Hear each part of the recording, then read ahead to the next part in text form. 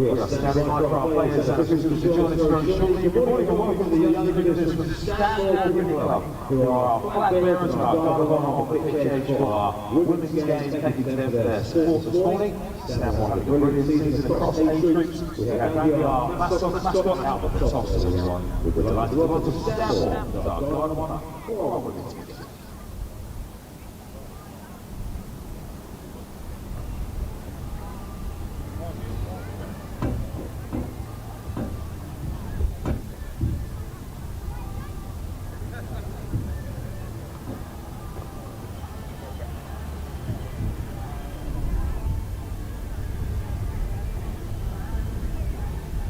Okay, we're just moments away from the first of our matches in our white tails class. Double header here at Derbyshire School. Come on, Middlesex.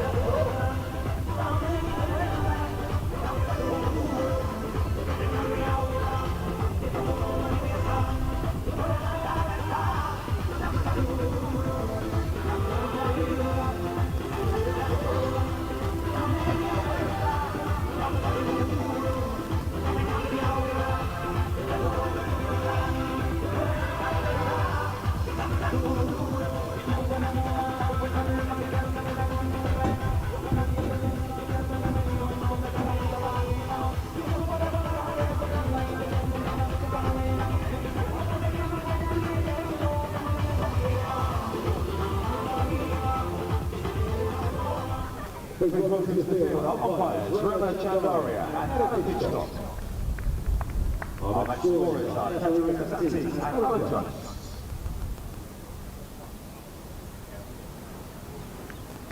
And Adriana Dolo leading out Derbyshire forwards.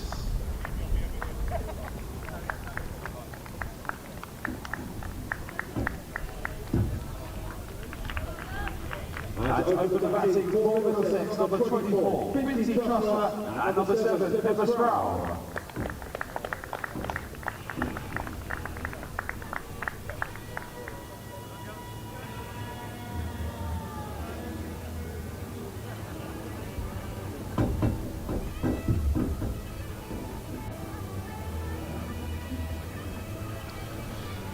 Well, good morning everybody, welcome to Merchant Taylors School, this blast match in League 2. Middlesex women entertaining Derbyshire Falcons here just outside of Watford in Northwood on this brisk Sunday morning. Bit of cloud cover around as many cricket fans observe in the UK the last day or night. Washout at Lords yesterday.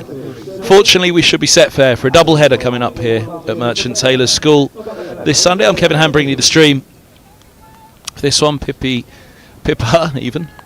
Sproul and Finty Trussler out to open for Middlesex. Telencoombe with the ball in hand for Derbyshire, running down the hill to begin from the Benham end.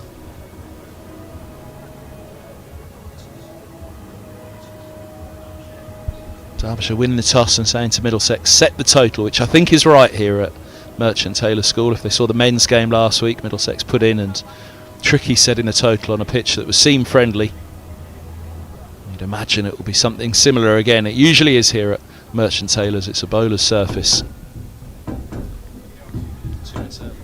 We're 2 minutes early to start the game. I'm not sure whether that is the delay, but is everybody waiting they're okay to get going?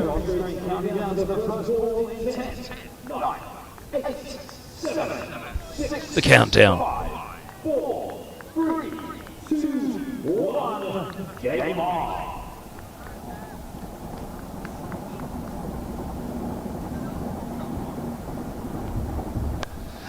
Swing straight away for Telencoombe. Bit of in-swing there down the slope into the right-handed Sproul. There's a school in the background if you're not familiar with it. One of 8 squares here at Merchant Taylors School. There's the old Merchant Taylors ground behind where that camera is at the moment. You see a game in the distance there, the Colts playing this Sunday morning as well.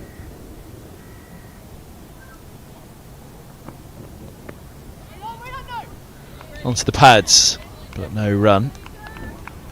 Trussler not interested.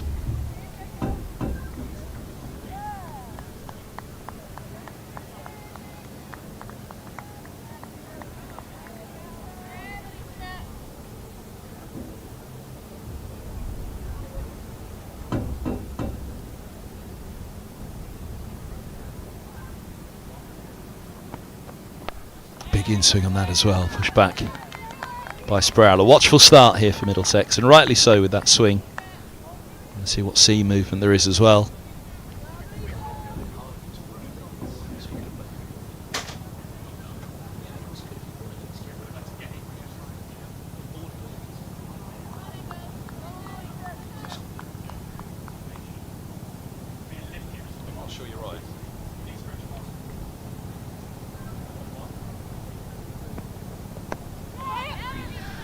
There's the first run, inside edge.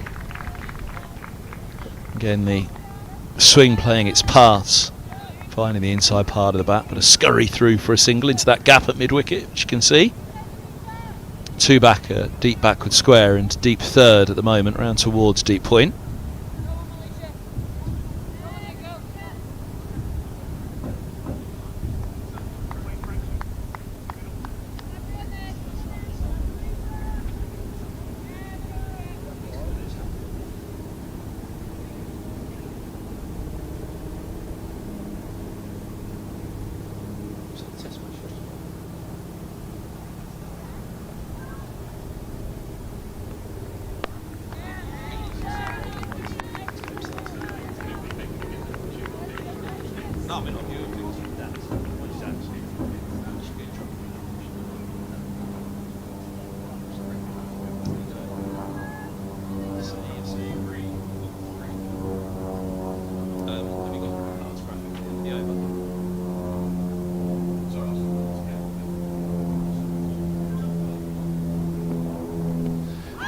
Doing too much, drifting down the leg side.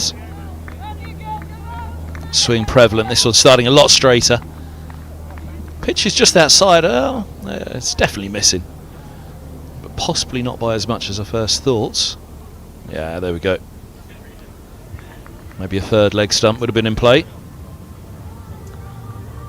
Double header, as I say, here at Merchant Taylors. Essex, the visitors, in the men's game later today. The fans are making their way in already. Temperatures around 20 degrees.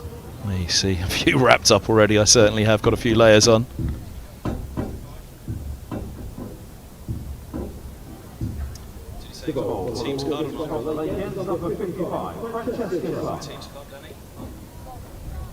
Right, Middlesex women are Finty Trussler, Pippa Sproul, the keeper, Saskia Hawley, skipper, Gaia Goal, Georgia Irving, Reva Pindoria, Alice Whitmore, Hannah Davis, Katie Wolfe, Lauren Turner, and Rachana Kambampati. Bit of width. Single taken. Derbyshire Falcons women in a moment. Quite into the gap, you can just see looking to guide that one into the space in between the two. Francesca Clark, here she goes again. We'll take through the Derbyshire side after this one.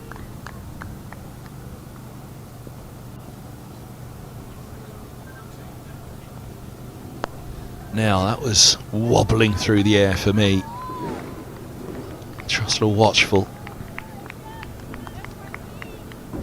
That Derbyshire side, Jess Kusa, Ria Fackrell, Lauren Kenvin, Frances Lonsdale, Rebecca Duckworth. Bit of away swing on that one. Straight to cover though. Melisha Tenakun, who opened the bowling at the Benham end. Adriana Darlow's the skipper. Matilda Atherton Gator behind the stumps with the gloves. Prisha Bedi. Rhiannon, sorry. I got through for the single. They have to be quick though. Quick they are. Rhiannon, Noling Davies and Francesca Clark in shot, completing the Derbyshire side. Did they not go through? there it is. Yep. Sorry, the bottom of the third, never before.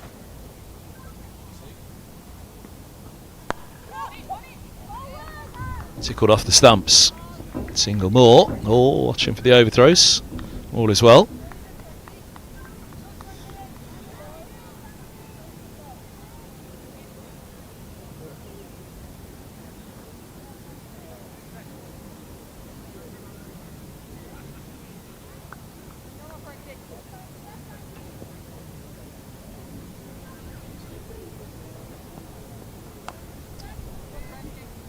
Chop down steep third. Singles finish, 4 off the over. All of them in singles, 5 without loss.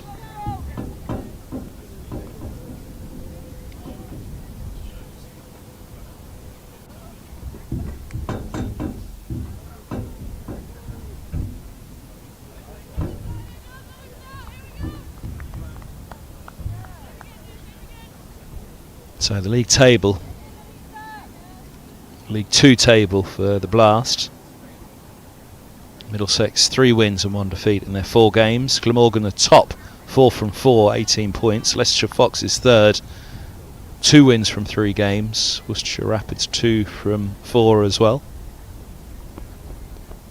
More in swing. Did that take a little inside edge? No, it's gone past the inside of the bat though.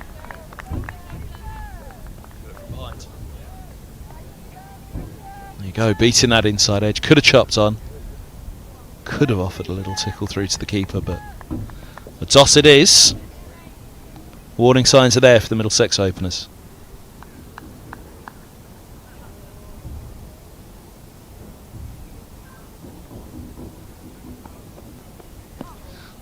Once more, the swing.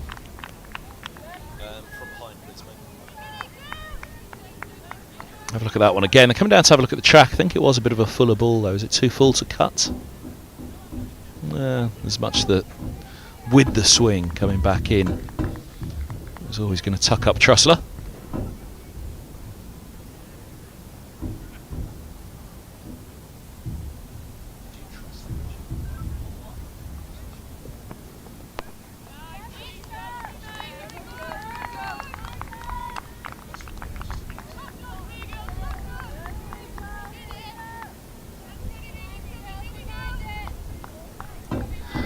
As I say, the seam movement was prevalent last week, and indeed in a women's double header here last year it was a seam friendly surface, the first game of the day, and similarly the men's swing as well, but seam dominant, but it's the swing causing the problem at the moment for the Middlesex pair.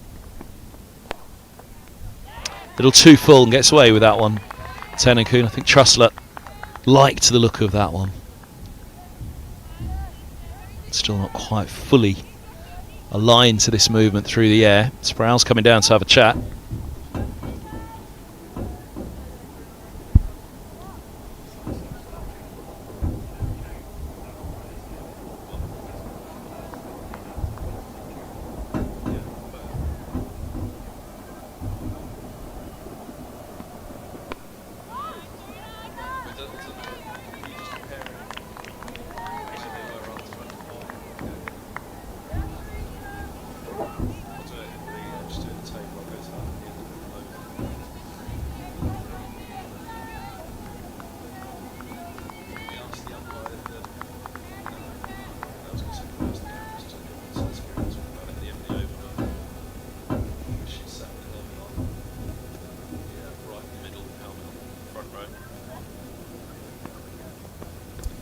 Be wide, one more to come. It's going through that table still then. Leicestershire Foxes are third, Worcestershire fourth.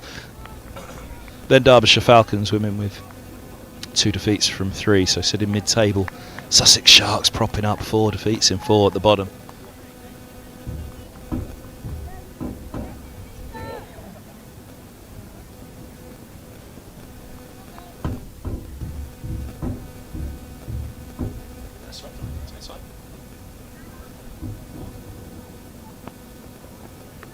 Another wide.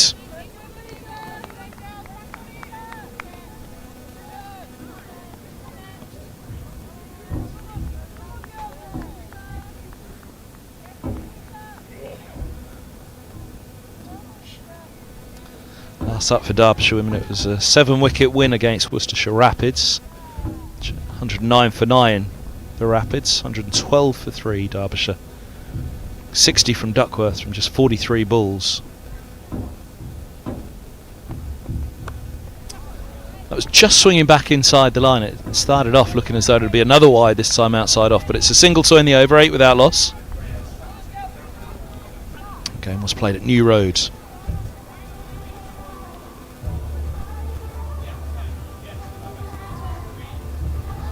As for Middlesex, and most importantly, the skipper, Saskia Hawley, next in with the helmet on. It was an incredible day on Friday. A century in the win against Gloucestershire women. Middlesex 192 for 3 off 20. Saskia Hawley 111 from 56 balls with 18 fours and a 6. Hughes and Wybrow opening that day. Hughes 37, Wybrow 36. Gloucestershire women made 161 for 7 off their 20 overs. 4 wickets for Patel. It'll be a wide. Clark started in a second.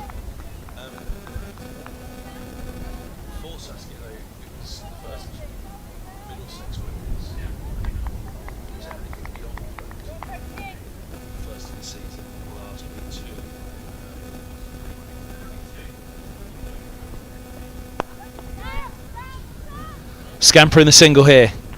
2 mid on. Would have been home even with the direct hit.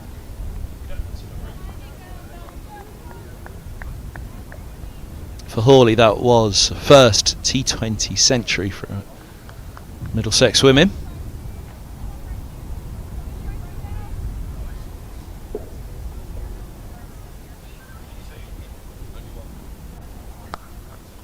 Is that leagues 1 and 2 or just league 2? First boundary. Cut away.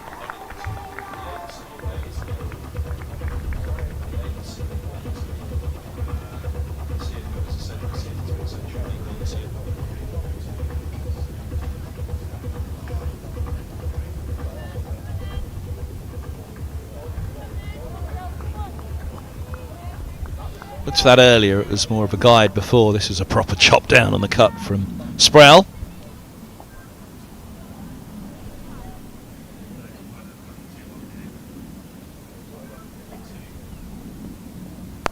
Full bunger, driven straight, down towards the river end, down the hill. That's a great stop at mid-on.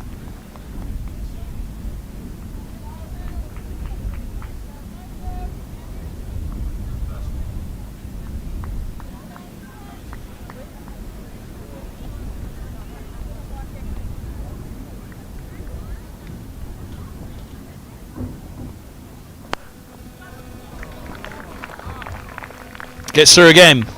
No stopping that one. Powerfully struck.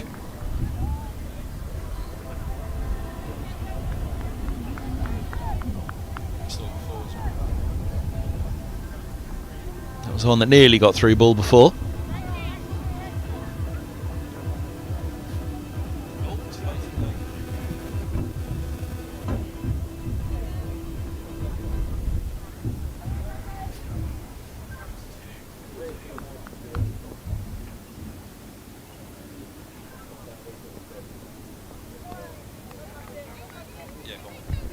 Wide ball.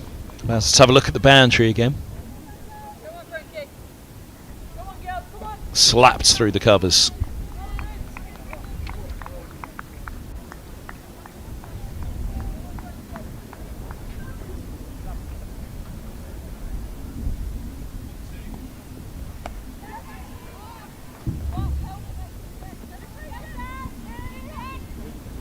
Back for the seconds. It's good running. Pressure on the fielder. A little bit of pressure on Sproul and Trussler here with Saskia Hawley in at 3. You don't want to be taking up too many deliveries, but equally it's a different surface, I'm sure, to what it was on Friday. You have to play the game in front of you. The swing's certainly prevalent today, but that's playing with the swing for 4 more. The boundary of the over.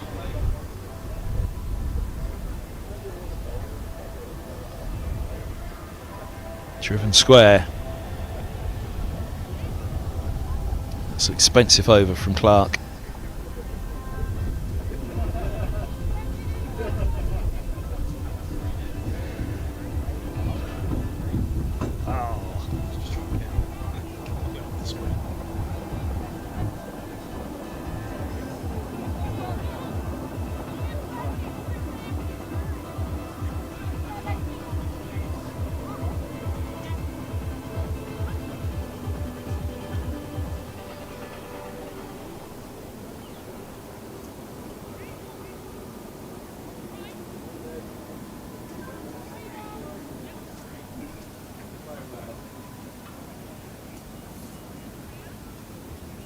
The ball from the end, number 67, Rhea Becker.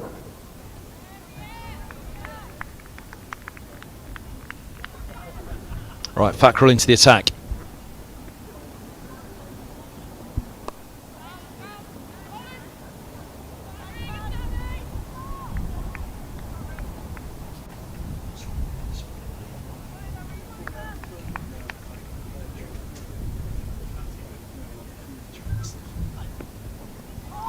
Swing and a miss.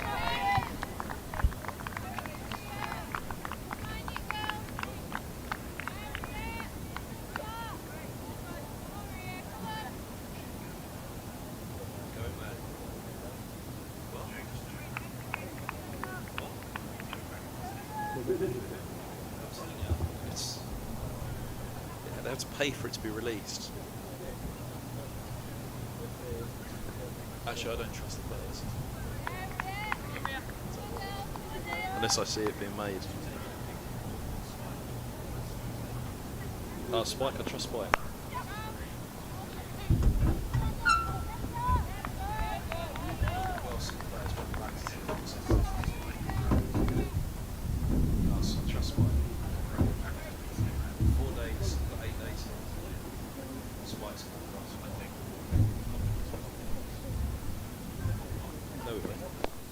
Don't the coffee beans get provided for?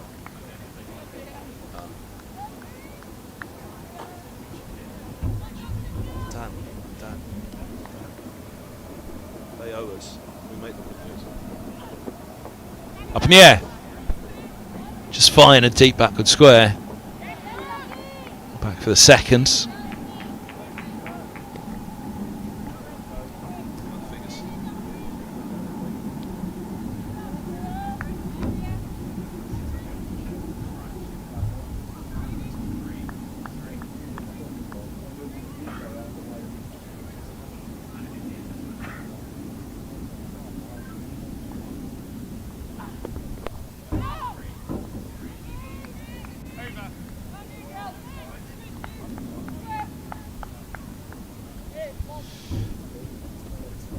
.29 without loss after 5. On to come with the power play. 2 allowed back in the first 6, remember, and then 4 allowed back thereafter.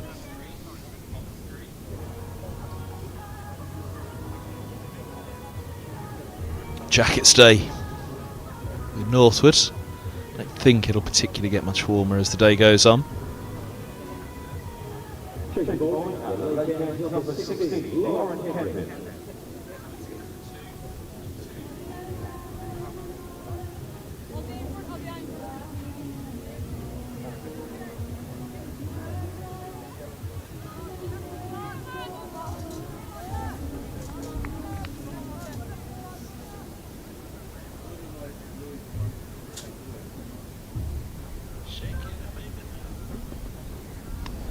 Bit of bounce there for Kenvin.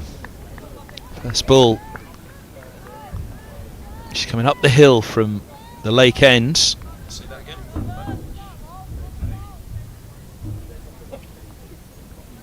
Dragged down. Actually seemed back to not be a wide. It was edged. Didn't quite detect the edge first time, I must confess.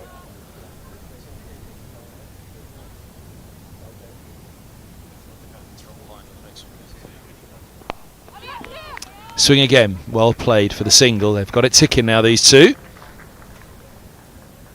that right, replaying behind it now? Let's have a look behind on that first ball of the over and that edge. There it seems back in. Takes the top edge but dies. Slip wouldn't have had a chance because Slip would have been deeper. I think it was comfortably short of the glove there. Whether if she was in line in time, she might have just got the glove underneath it. Who knows?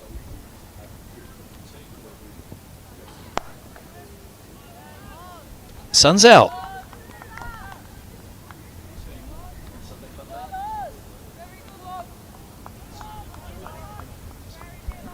Sunday fun day? Even more fun when the sun's out.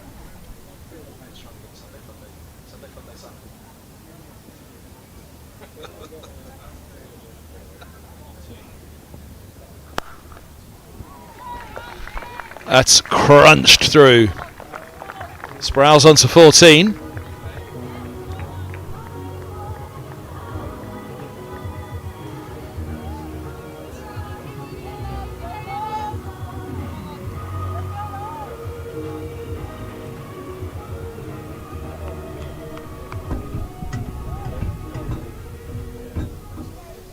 .35 on the board. There's 2 to go at the power play.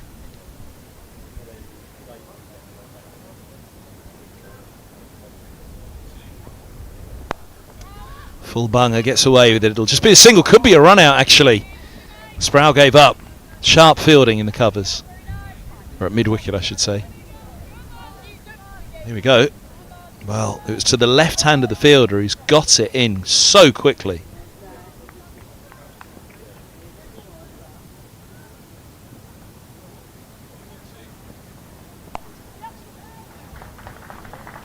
Chase on again. A chase that will not be won by the fielders. The ball pops over the rope. It's a boundary again to finish the power play. Wasn't too much width, but that's really well guided backward a point. Is that 11 off the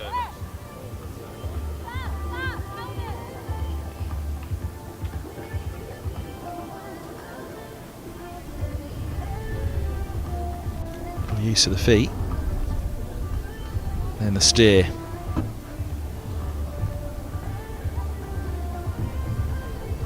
What time is it, umps?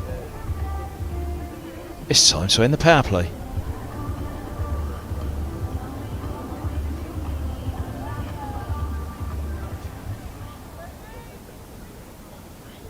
Did he just check the time to see how many overs have been bowled? Is it time for the end of the power play yet?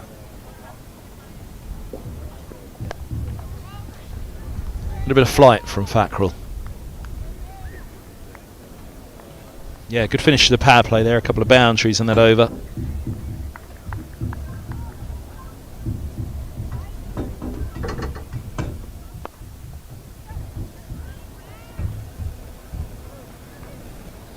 Now they'll look for 2.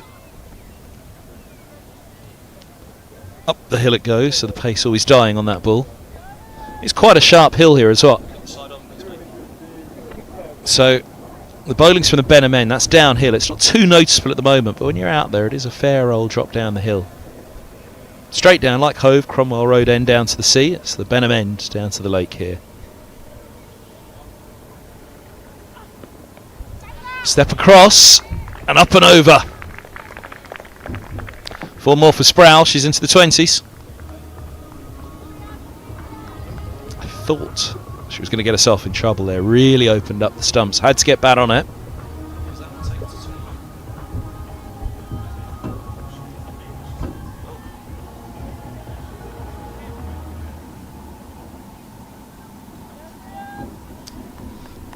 21 apiece for Sproul and Trussler.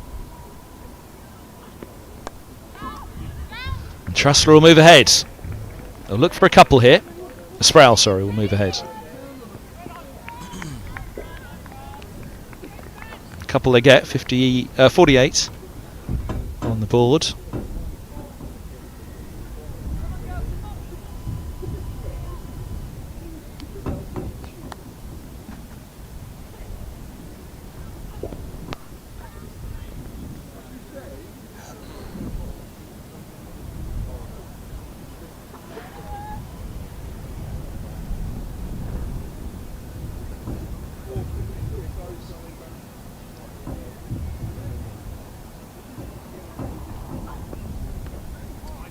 Leg side and a wide signals.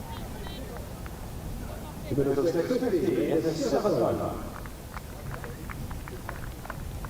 that does bring up the 50.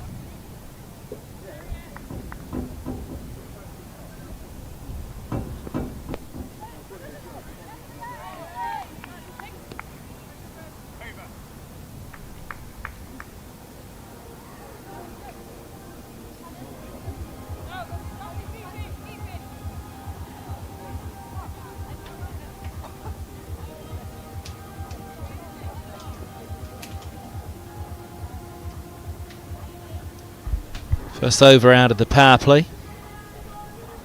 So 50 up.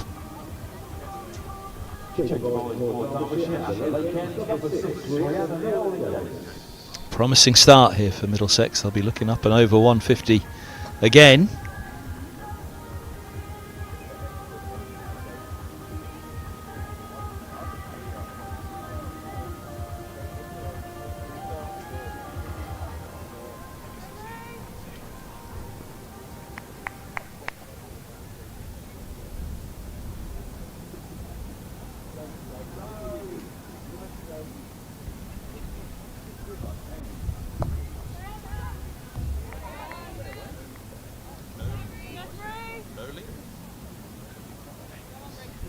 Noling Davis up the hill from the river end.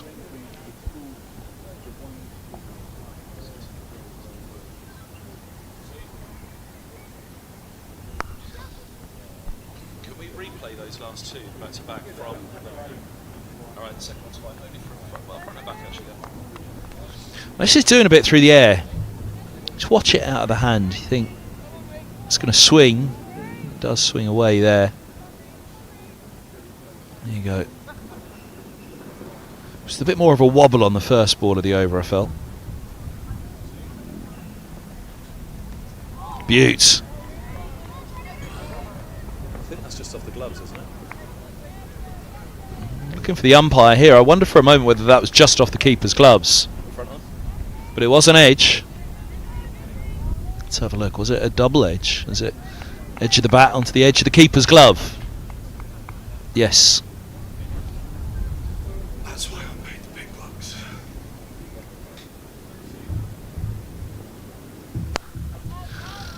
Nothing edgy about that. Sweetly out of the middle of the bat.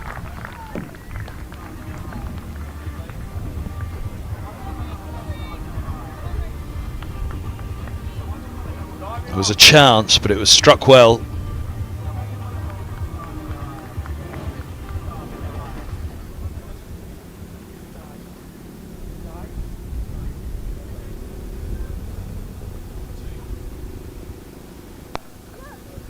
Through the covers. Just a single though, sweeper set back. It's a really good start now from Middlesex.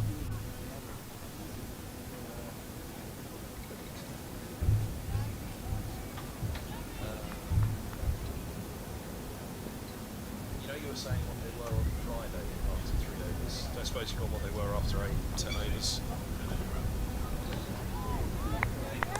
After 8 overs, after 10 overs, what they reached on Friday. Please. 8 overs bowled, 57 for 1. 57 for none. 7 off the over, 3 singles as well as the boundary. Painkiller?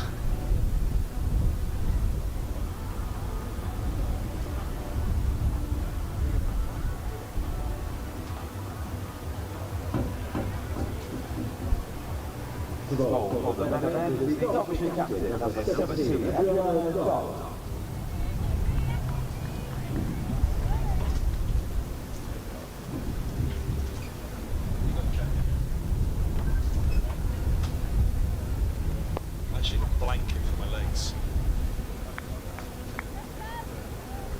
Darlow into the attack. I might do a magic trick with this blanket here and legs. How much damage do you think I'll do if I try and do a magic trick with this right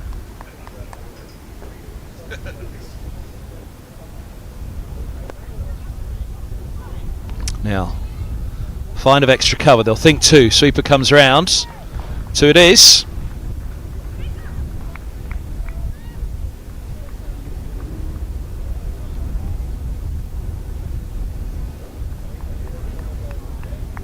After 8. 86 miles, sorry. What are they after 9? It's 94.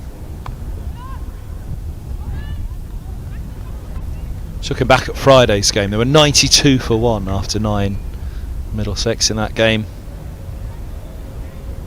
against Gloucestershire. Wasn't Neville Road, isn't it? Now, that's not far off. Oh, gets through as well. Far off a no ball, waist high full toss. I think it just dipped in time. You got a side on? No. No ball called, I think. Or is the umpire just signalling how many left to the over? Let's have a look. Watch that waist height and just drops.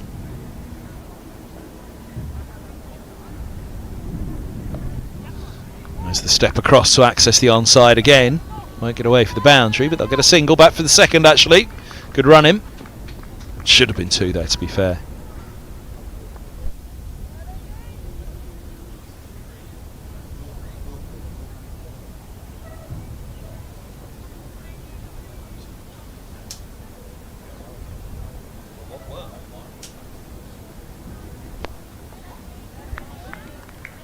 Nine bowled, 63 without loss. Decent start for Darlow.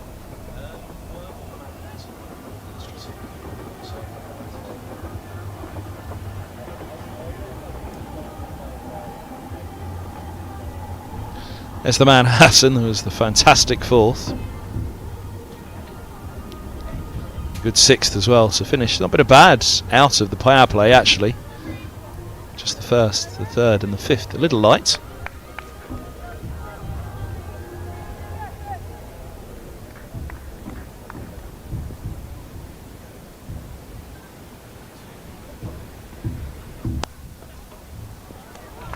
Away it goes, 4 more. 29 now for Trussler.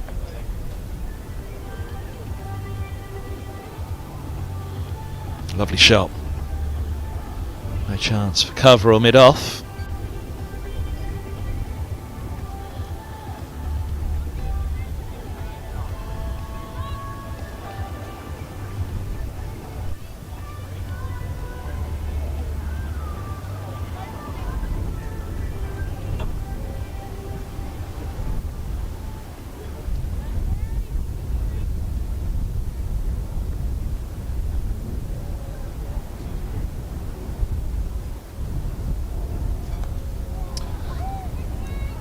Come through for one. Could have gone anywhere.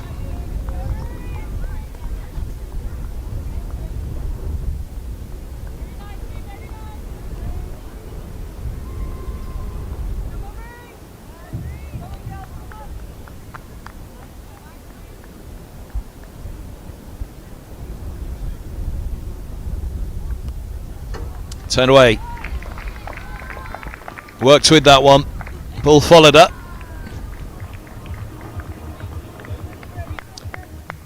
Nice close of the face here. Look. It's the ball following, roll of the wrists. Worked nicely.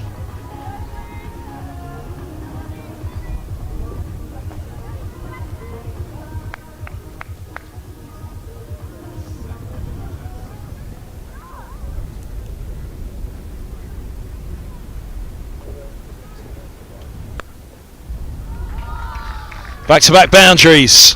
Middlesex really on the move now. Last ball followed to outside leg. This one offered up outside off. Races across this outfield. Bit of moisture around, as we were saying in London yesterday, around the country. But not too far from here, Lords, which was under that deluge for a lot of the day. No stopping that one though.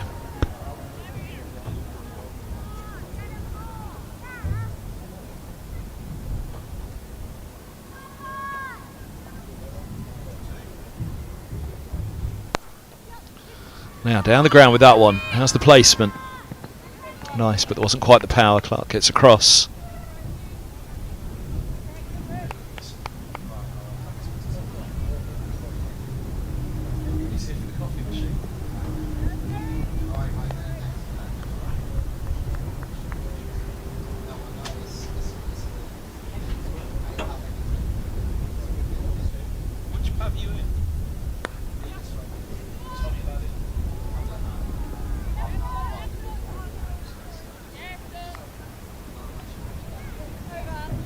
Single turn the over, 10 bowled, 78 without loss.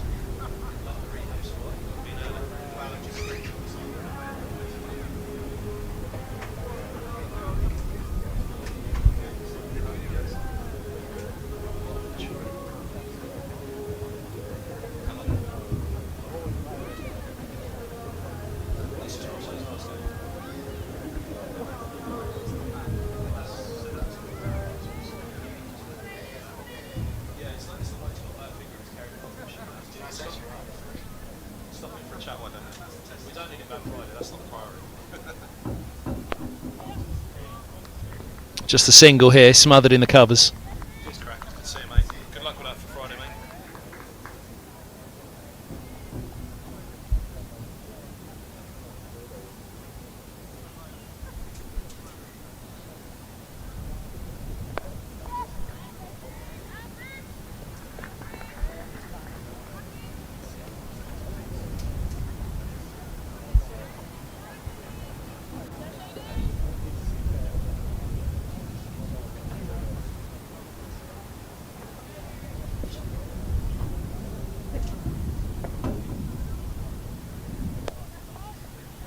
What do you mean? How's the golf day coming to it?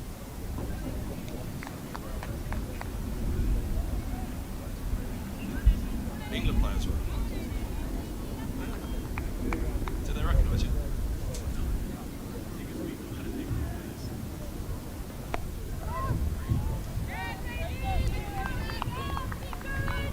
They say, aren't you Danny the producer? Oh yeah. It's like a football match in the morning. Where was it? Quick single. Direct hit might have been trouble. Where's the Grove?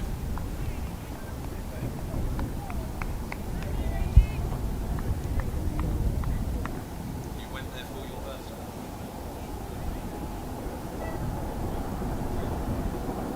Take yourself.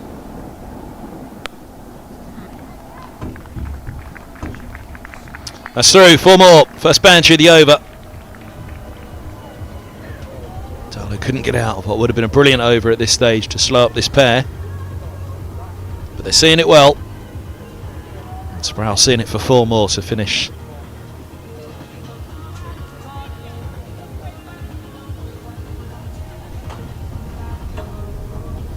So 11 bowled, 85 without loss. You wouldn't have thought they'll quite make it up to that 190 score of Friday again, but it's certainly going to be very competitive.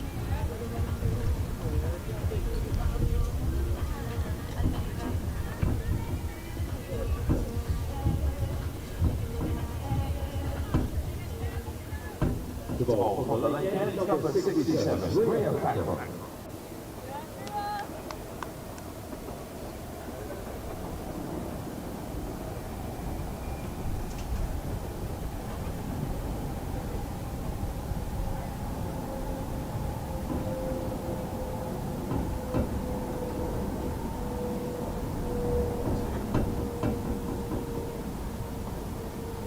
Around the wicket to begin. And it picks up the wicket. Kevin taking a catch at deep square. And the ploy works around the wicket, trying to clear that front leg.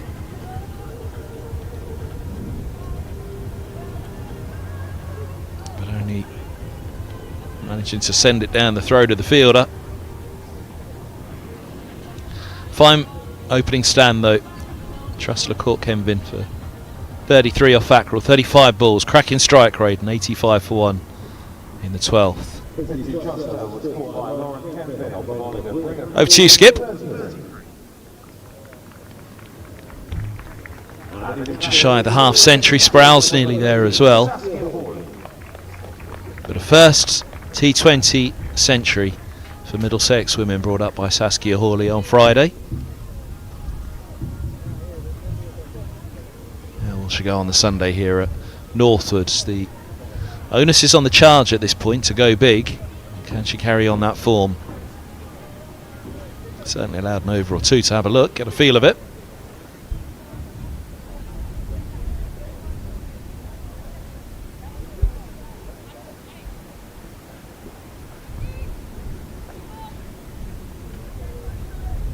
So where did you bring the coffee machine from?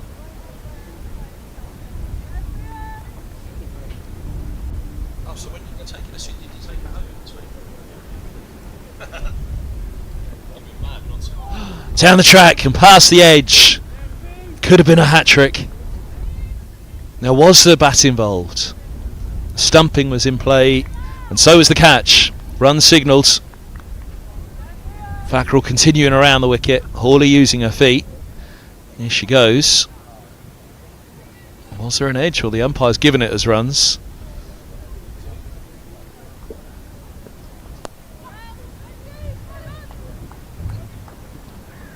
In which case, you'd have thought the umpire would have upheld an appeal then. But the stumping would have been in play also, but the edge, I guess, saving the stumping, if you want to look at it that way. 3 for Hawley from 2. Back to Sproul.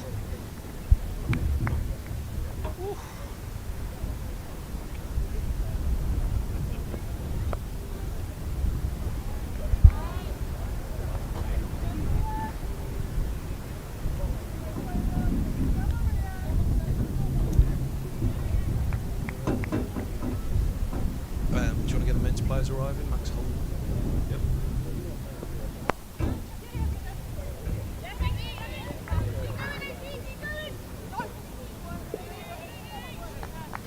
He's gone in there.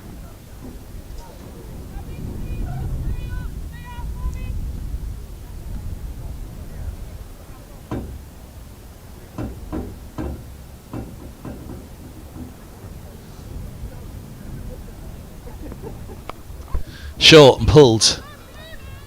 Kenvin still back at deep square where she took the cattle. Slight fumble. They will get back for a second. Crucially not fumbled for 4.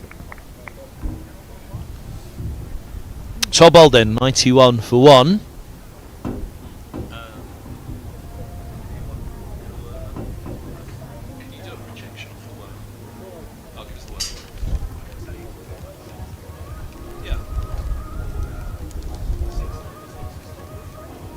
Six and over takes to 139 from here. 8 and over 155. Current rate's on for 152. I think Middlesex will be disappointed if they fall short of 150 here. There'll be a little bit of greed, you'd have thought, that Middlesex will be thinking 160 really.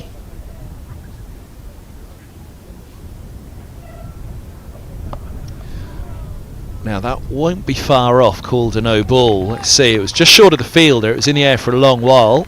It's not going to be called, I don't think. It was loopy out of the hand though from Betty. First ball of the day.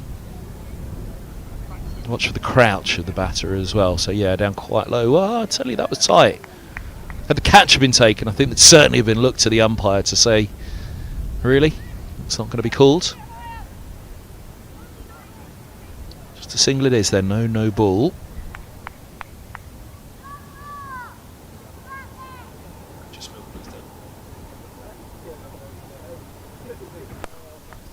Crunched, but straight to cover. It won't be back to back for Hawley, gone for 5 from 4, and you can see the delight for Derbyshire. Falcons know how big a wicket that is.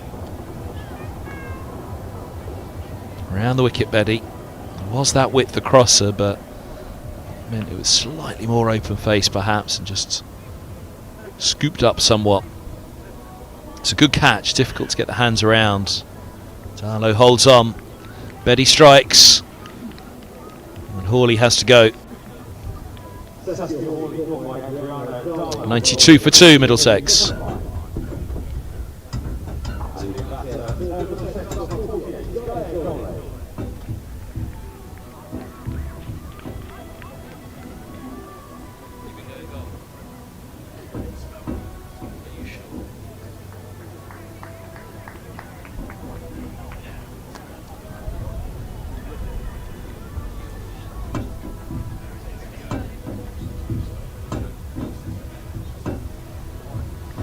Go goalie. Out at 4.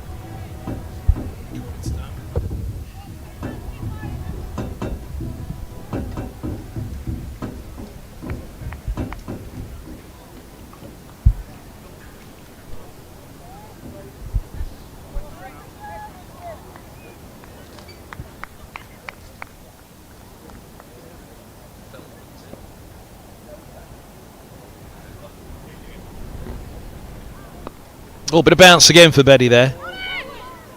Yes, no. Has to get back and does.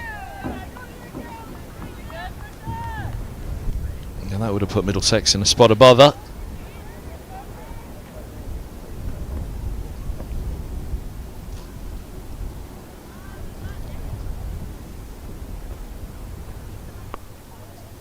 It's Boulder, I think, or is that gloves? Is it the keeper that's taken it off? I thought it was bat hid in the stumps, but it must have been the gloves of the keeper.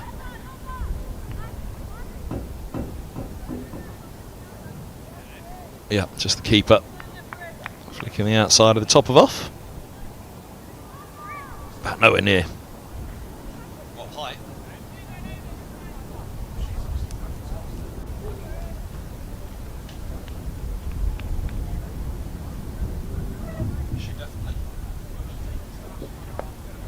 Up in the air. It's going to land safe. It's gone straight back over her head, Sproul. And Sproul wondering was there a run there. I can understand Golet's hesitation on that. Quite sure where the bouncer was going to land for the fielder, and whether one-handed pick up and throw could have been trouble.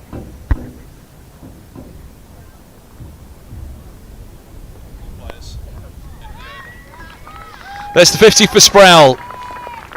37 balls, 50 runs. Century on Friday for Saskia Hawley. 50 for Sproul on Sunday. 7 fours and a solid strike rate here. Putting Middlesex in a strong position, and although we'll still be thinking that 160 mark for sure. 94 for 2 after 13.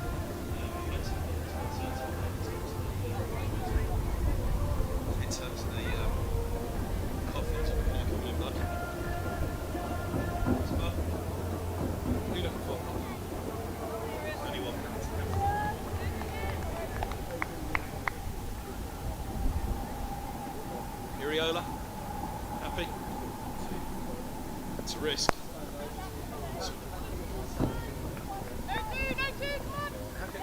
Premier League's going to be so predictable. Carrick, Man City. I don't think Arsenal are going to be as good. Yeah, I don't think Arsenal are going to be as good. Yeah, it is. They chipped it just short of mid-on. Throw came in, she might have been short. Push back on this one. There are gaps, as you saw on that opening ball, to find in the field. So not quite sure it was what was fully intended by Sproul. Is that what happens? Is that what happens? Every last bit of it? Yes. That's what I see.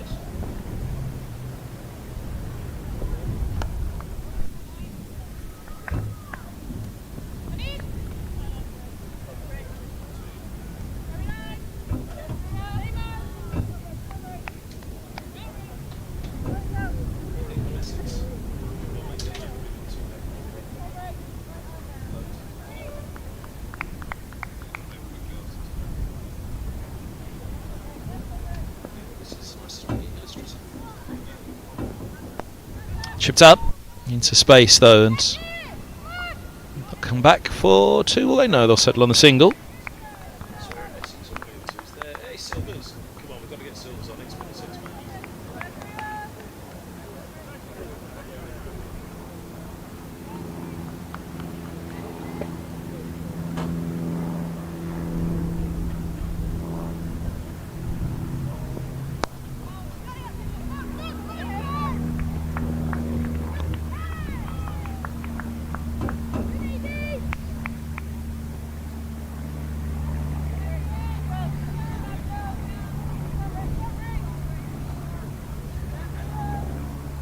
A little late setting off, but comfortable enough home in the end. Direct hit would have gone.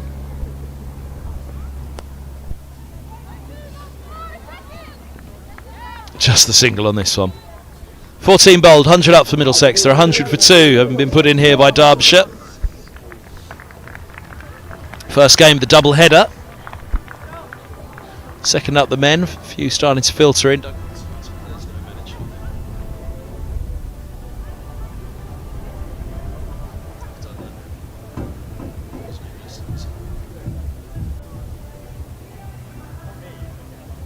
Saskia Hawley looking in good spirits there, having a chat her side in a good position here. 100 for 2 with 6 to go. Got to be looking going for 8s from here, I'd suggest. Particularly greedy, you might try to go for that 160, but 150 has to be on.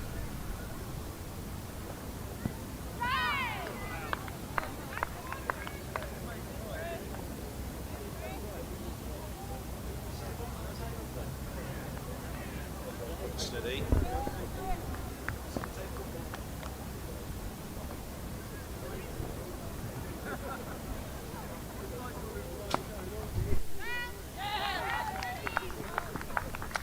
.101 for 2.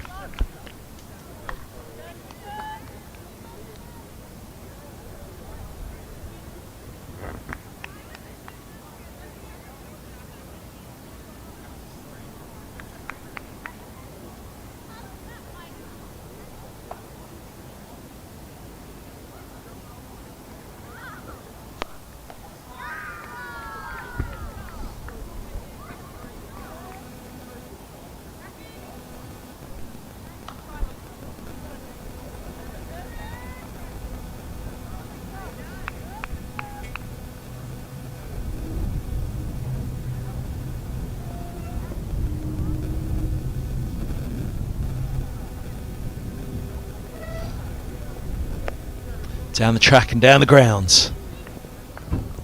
Dragged a little out towards mid-wicket. It was looking more towards that gap between long on and mid-wicket.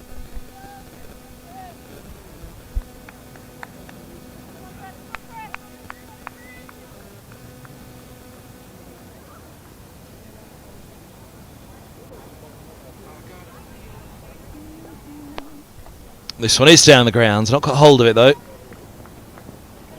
Long on will come round, just the single. Going the aerial route at the moment, but not quite finding the boundaries. The majority of the boundaries so far have come all along the carpet. Stroke play, a slap or two through the covers. Looking for the pick-up shots at the moment though. 4 singles off the over so far. Can Betty get out of it without the boundary? That goes up. And it goes down just in front of the fielder. Clark running in. 5 singles off the over, good one from Betty. Just 1 for 8 from her 2 so far. Fackrell bowled out, 1 for 25 from her 4, so change coming up. 105 for 2 after 15.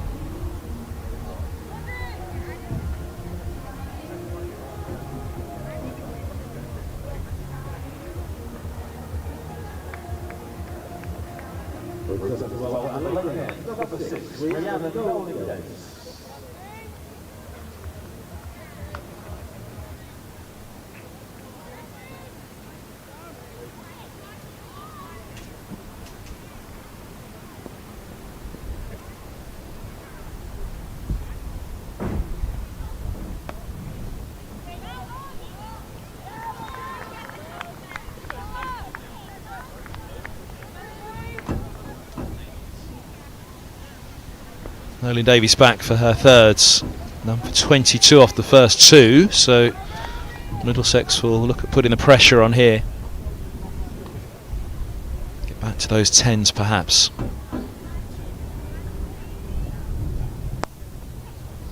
Not got hold of it. And all's the fielder, otherwise that could have been trouble.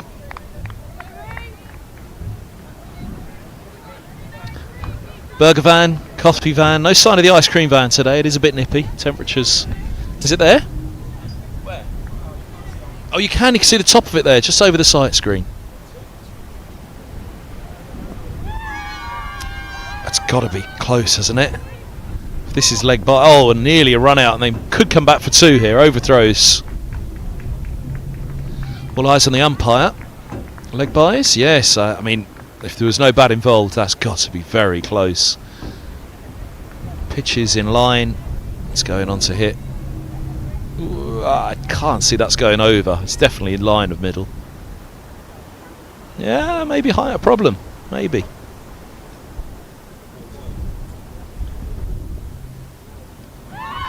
Is there an edge on that? There is. It would have been a wide had goalie not made contact, but a little tickle. Keeper takes the catch. Derbyshire have the 3rd Middlesex wicket.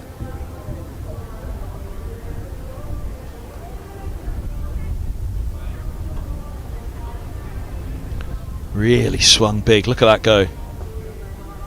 It's a bottom edge. Through to the keeper.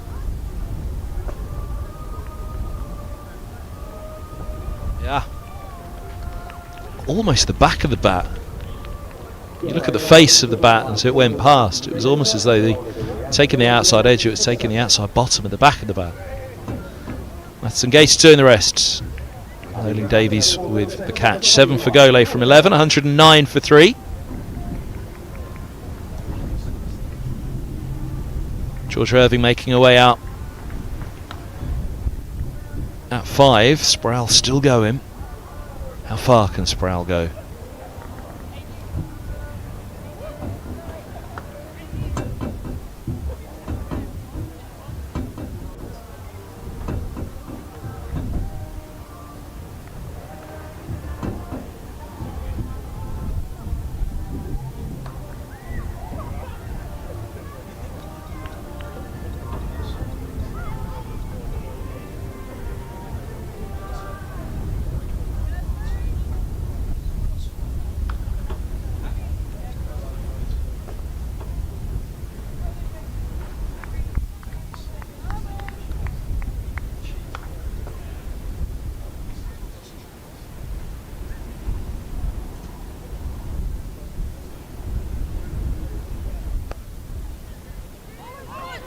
Single. Oh! Now, backing up. They're going to come back for the second. And having to be quick about that one, Irving.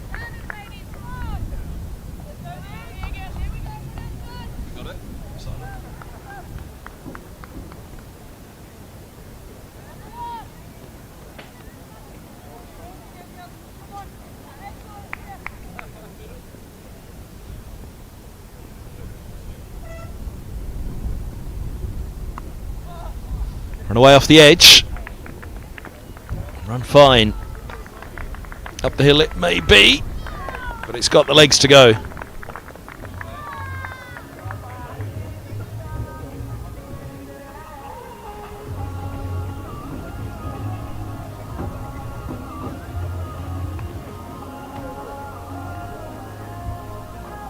Quite call it a welcome boundary for Middlesex, but we all want to get their foot on the gas at this stage. What are we going at? 7 point something. When you predicted the 152, this is what we were going at. Just slipped off from the 7.8 that Middlesex were going at when they'll want to be putting the foot down here. Betty's been tight, 1 for 8 from 2. 8 and over from this point to 147 for Middlesex. I say I don't think they'll want to be shy of 150, having been in a pretty strong position here, particularly that opening stand.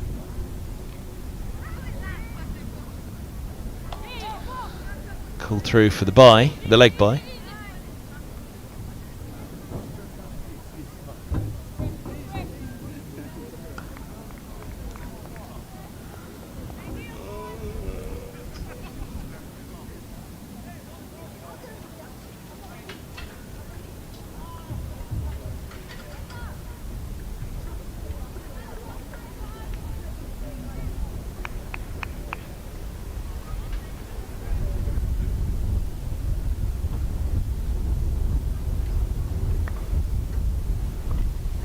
Goes up. Short of the deep mid-wicket, the deep square though. It's almost as though since Middlesex have tried to give it leverage on this pitch that the ball hasn't quite raced away in the same way when they were playing the stroke play. So all along the carpet, if you were to go through the boundaries, the majority of them I'd say were all along the floor. That goes up. Oh, just short. Got fingertips to it. Darlow diving, took a good catch to get rid of Hawley. This one, there's one grab at it just there.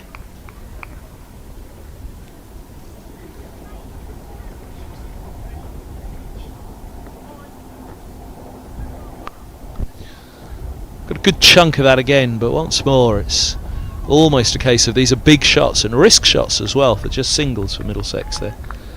Trying to go big with it, trying to hit one bounce fours that just aren't going all the way. It's a reasonable sized playing surface here at Merchant Taylor School.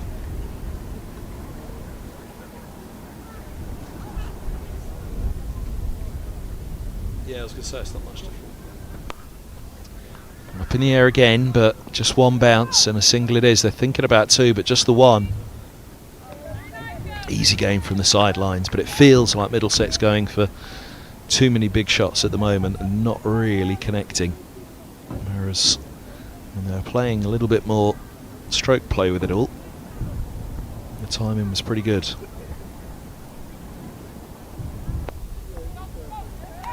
Yes, no is most definitely the call as Betty gets down. Another good over from her. 5 singles and a leg by. In fact, 4 singles and a leg by. On 20 for 3. Middlesex being reined back here at the end. You can see the boundary count. You don't have any boundaries in the last 5 overs. Oh, have you not got it like the men's game where it shows the boundaries? It's been 120 for 3. 18 balls though.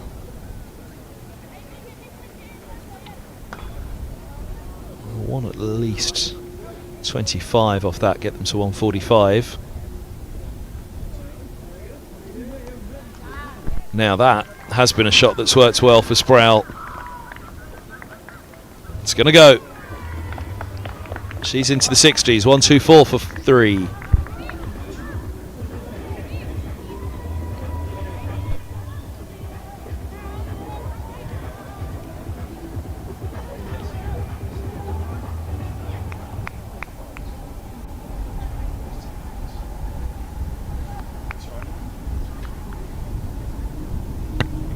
Thirteenth boundary of the innings.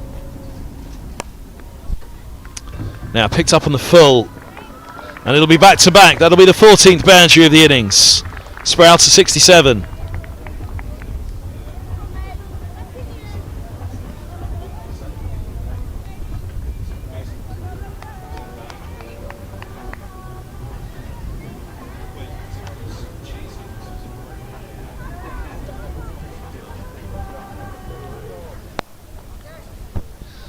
Now down the ground. 3 fours to start the over.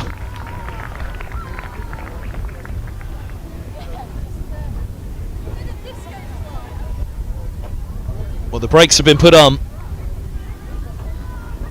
They've been released now.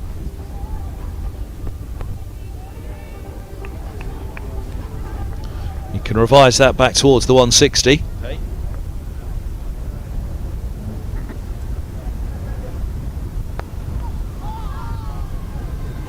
Well, it's got the crowd going. It'll just be a single on this occasion. 133 for 3. Pippa Sproul will really want the strike right now, and Irving, I think her job's pretty clear. Well, 2 to go this over. She's probably got these 2 balls to try and hit out on both occasions. There you go, swept fine. It's really good work. Just the single. Clark there at short thirds. Might not have got through for the boundary, probably just saved the single, but nonetheless. Now Sproul, what's her mindset here? Grab the single, keep the strike, or go big again? Big again! Over the top, into the gap, very close to the first 6 of the innings. 4th boundary of the over. All 4 of them to Sproul.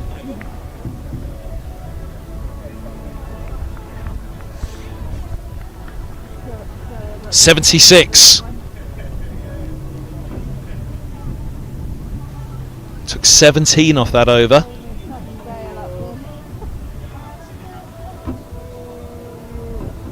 Can she find 24 more in the last 2 overs?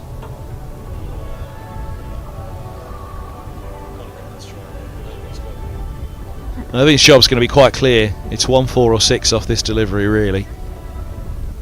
Get Sproul onto strike the way she's hitting it. 160 still on.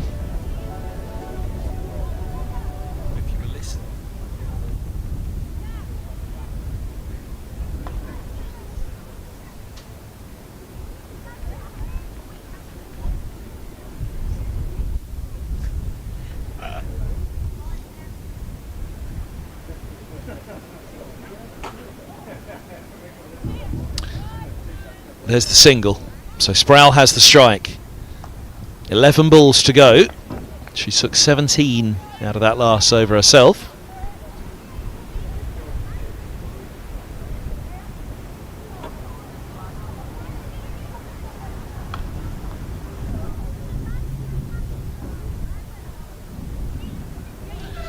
Now away fine, it's just going to be the single. Betty's been very tough to get away. 1 for 14 from 3.2 now.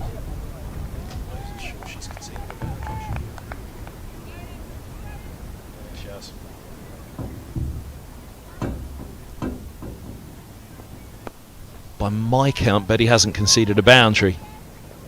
Confirmation she hasn't. Now, ball's deflected up, they're not going to run it. They've taken 2, so 4 off the first 3 of the over.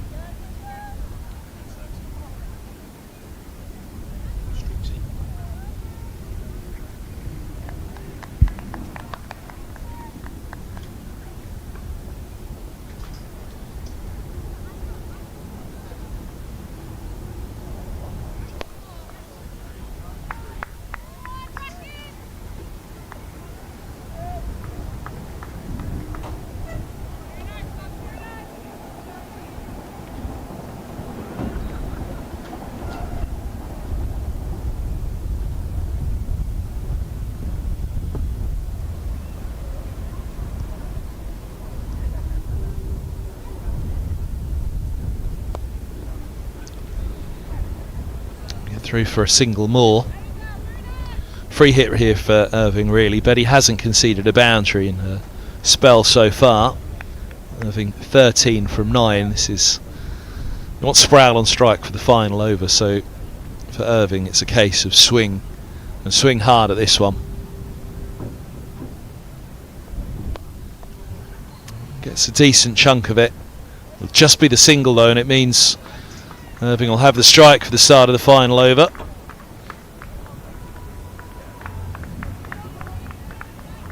Seven off that over from Betty, her most expensive. But no boundary conceded in her 4 overs. Excellent from her. Mini bowling card, please. Betty, pick of the bowlers. Look at that economy. Although Tennecoon, bowl 2 at the top, hasn't returned. That's been on the field, so it's not an injury.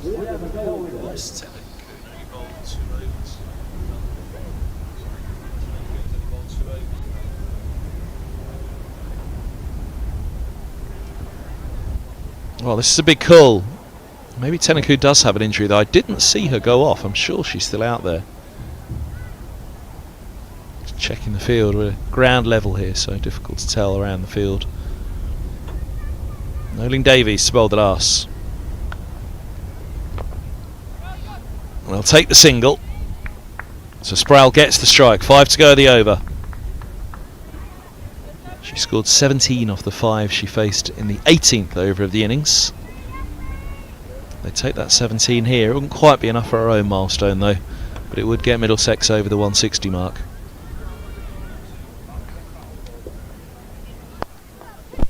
Drags, they'll try for 2 here. They should go for 2. Back they come.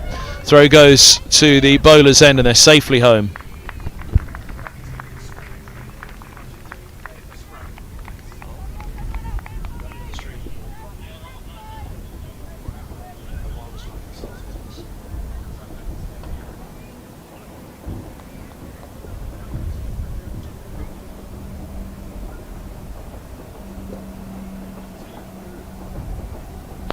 Now that would have been a wide. Stepping a long way across. It wasn't far from a no ball. They'll come back for 2. Sprouse to 82. That's the 150 up. 3 to go. Now, how close was this to being a no ball? Oh, well, it was. Was it not called by the umpire?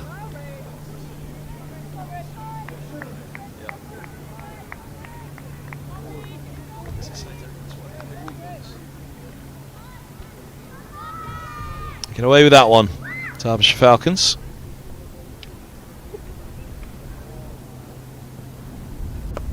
It's good delivery, block hole, wide Yorker. single it is. So Sproul to 83, is that her day done? There's 2 to go. What can Irving go after? They'll want boundaries here before this is over's out. 151 for 3.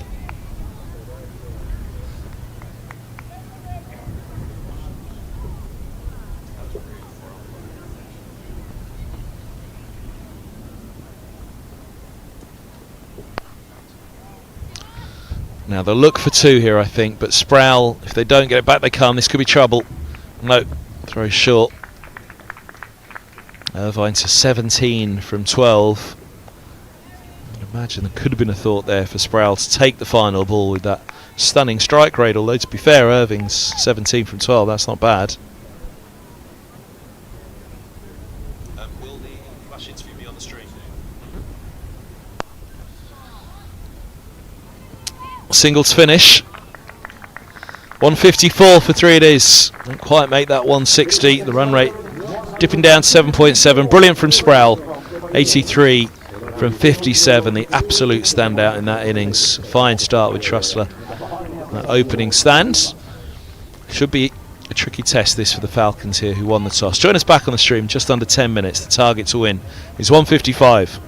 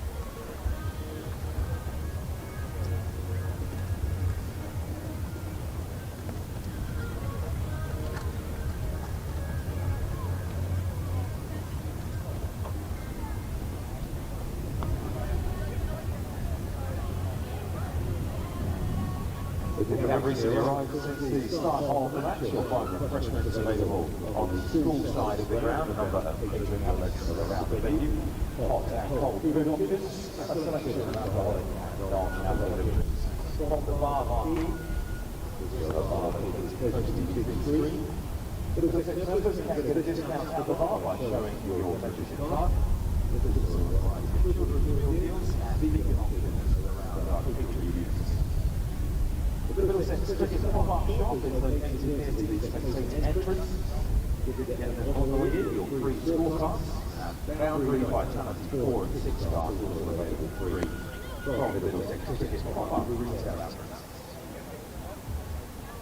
We'd also like to ask all spectators please to respect others by not smoking or vaping in the seating areas. There are designated smoking areas around the ground. Please do ensure you keep these areas if you are smoking or vaping. Asking our stewards to give directions.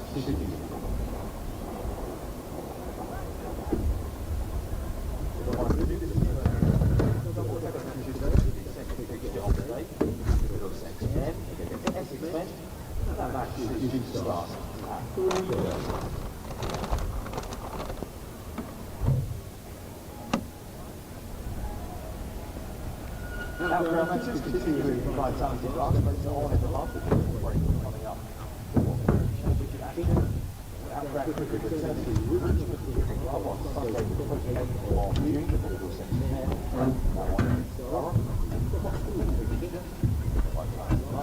Available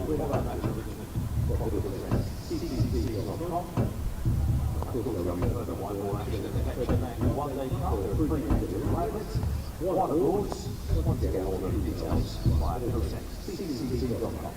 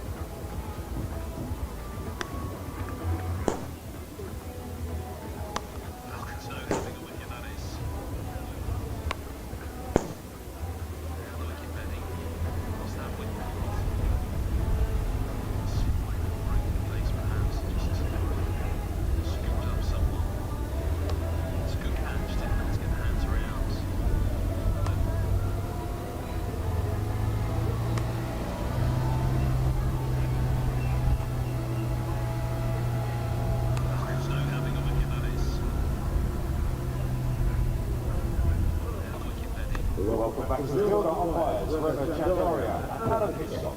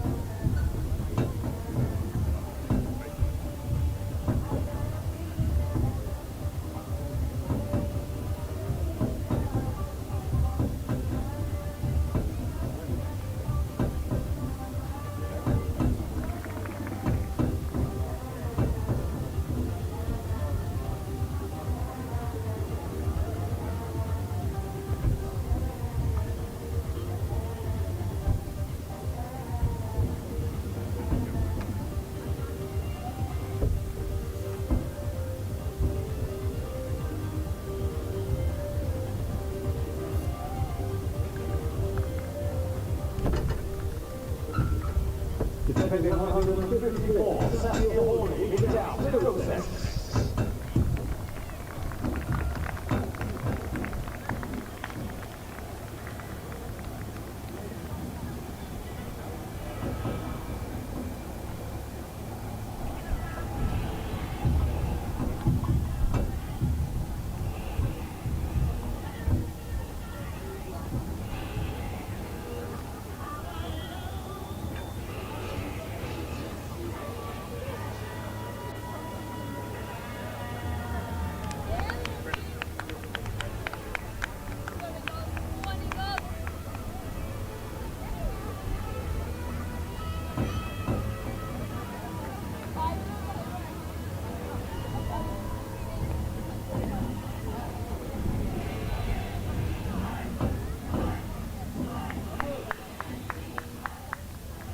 Over the batting for Derbyshire, number 99, Jessica Carter, and number 67, Maria Frankel.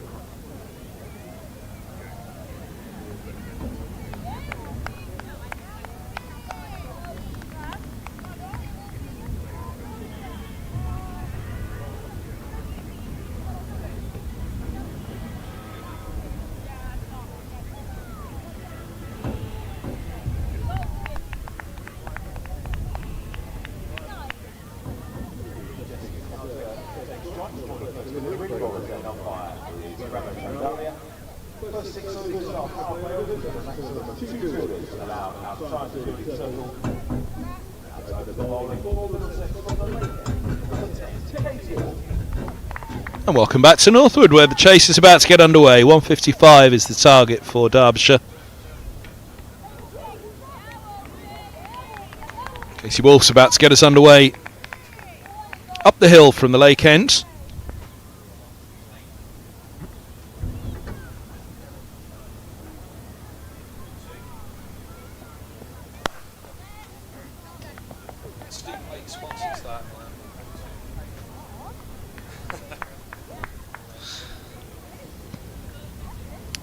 Bit of straight play to begin and just the dot.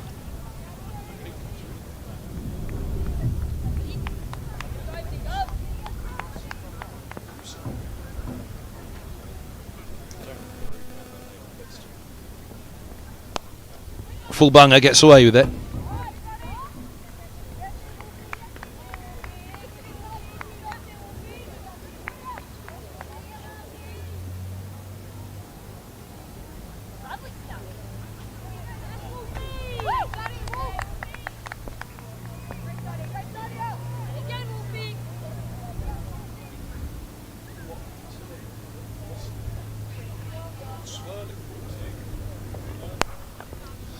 Another dot. Oh no, it's got through.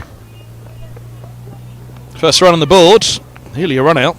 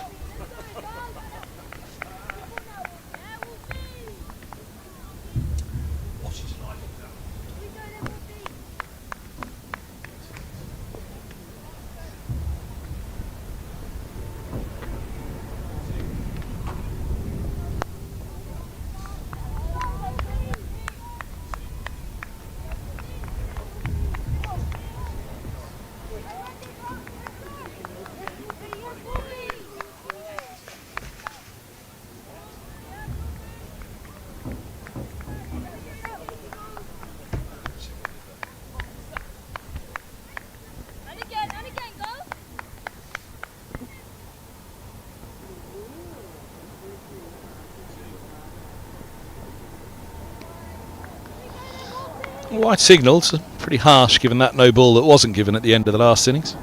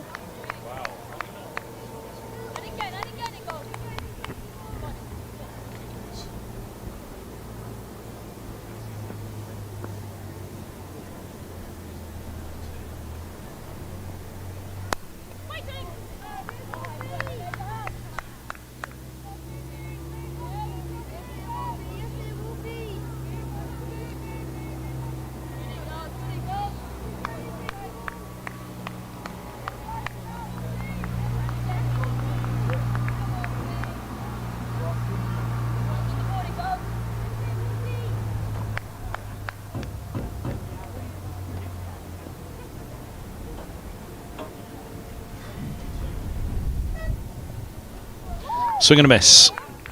Just the single off the bat, but a wide as well. So 2 without lost Derbyshire. It's a tall order.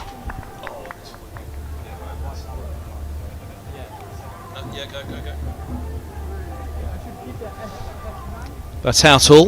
Look at those 2 overs there. The 4th and the 18th.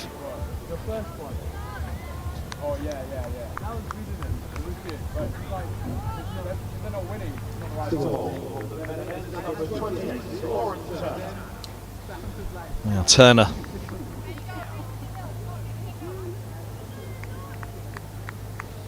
We'll go down the hill from the Benham end.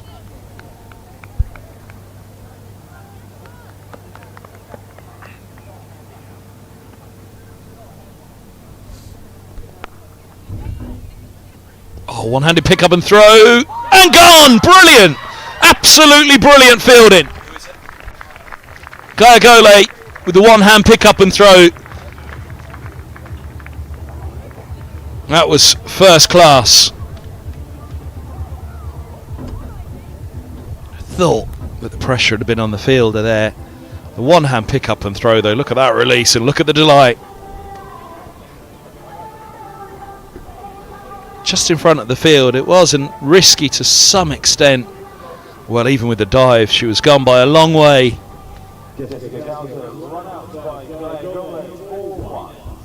Elite fielding.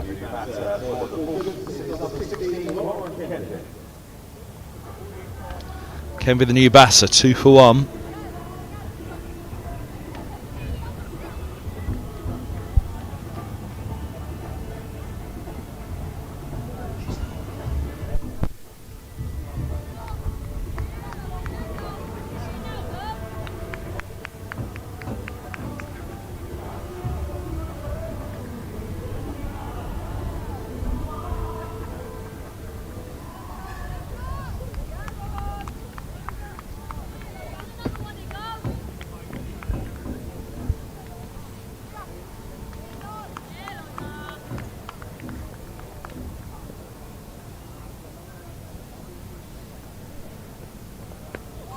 Tucked up first ball.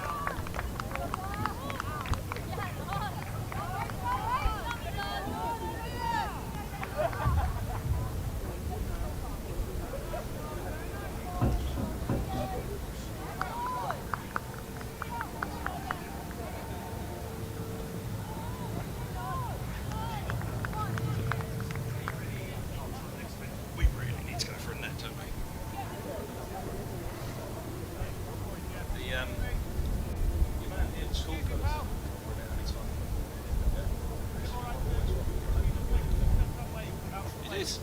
He's my mate. He's been on the street. Yeah. What was in the street? He's got it out today. Is he here today? Why would you hope so?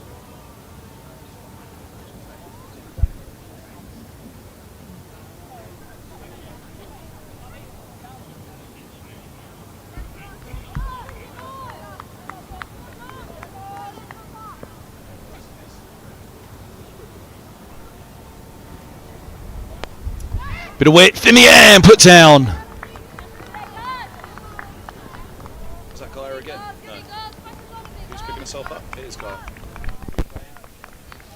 Well, a stunning run out at the start of the over. This would have been a brilliant catch. Flinging herself to her right, goalie. Got both hands to it. Pierces the fingers though.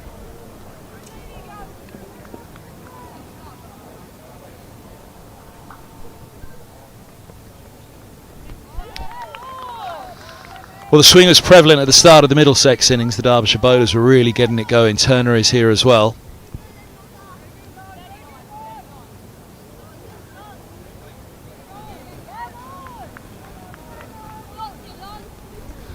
There was the catch. Oh, just gets through. She'd be disappointed in that she got there, and she'd be disappointed off the back of the first ball of the over. On a high, it would have been quite the wow at the bottom of the card, which would have been all down to goalie had it have been held.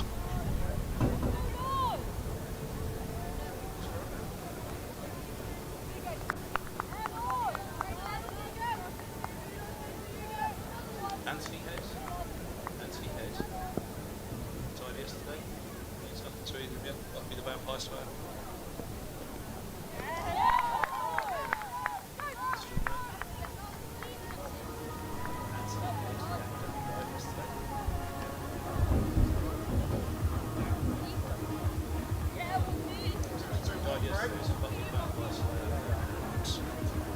Ted Lasso.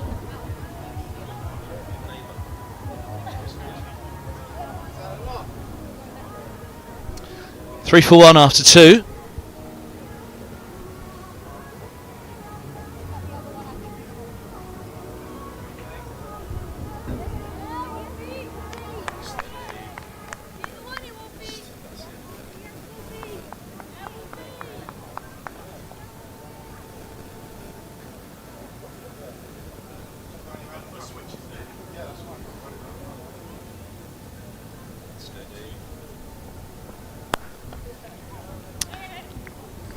Half volley and punished.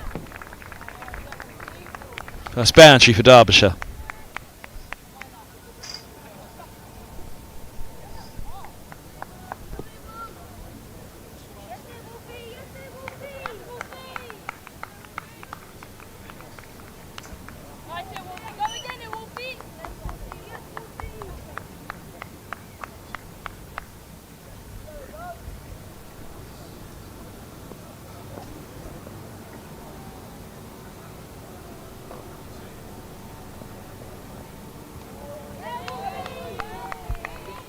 Swung within the lines.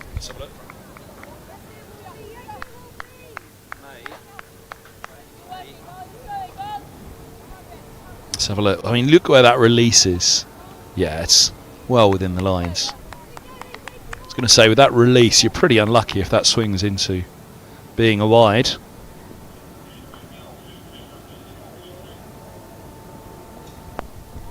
Edgy. Dot ball.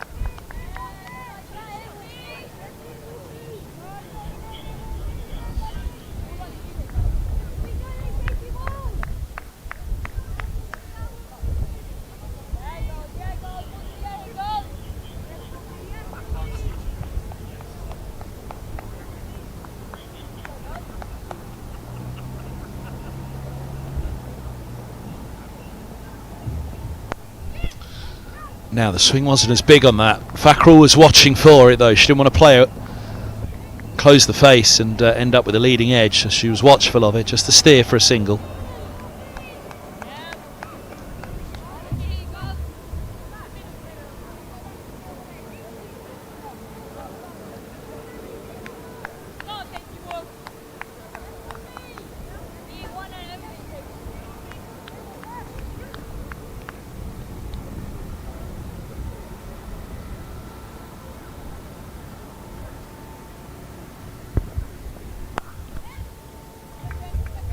Single away. Coming back for the second.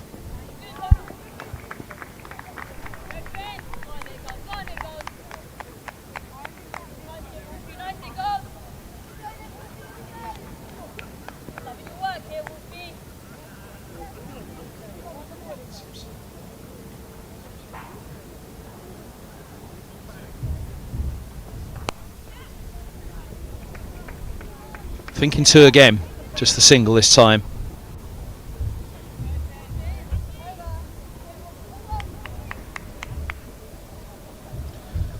Three bowled, 11 for 1.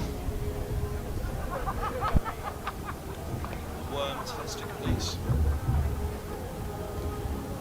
What they're in. Hey, Cootsie. You're all over? Yeah, Rob? Yeah, okay. Just sleep up. Hey, Sachi, how you doing?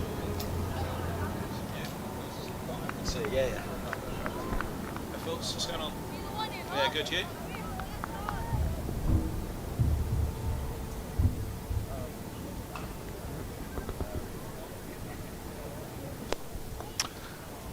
Low full toss, wary again of playing over the top of it, around it.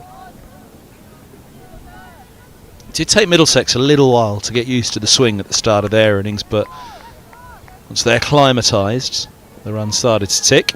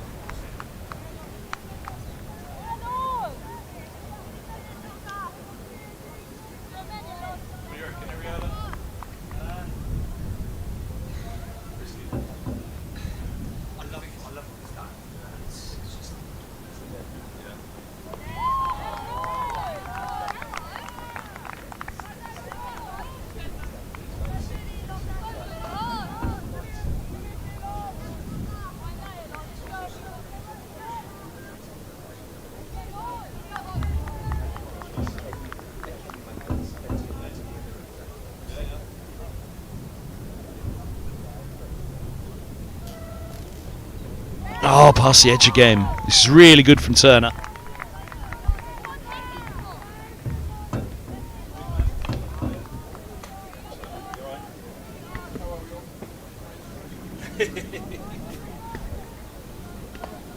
No brains, and I wouldn't trust that either.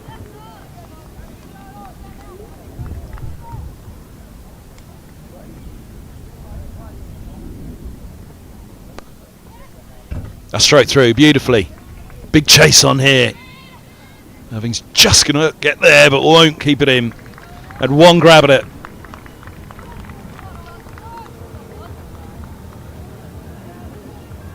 Races away across the grass again. And again, we saw this in the Middlesex innings, that actually when they went big at the end, those ones weren't particularly making the ropes, but full value for the stroke play here. 17 for 1 after 4.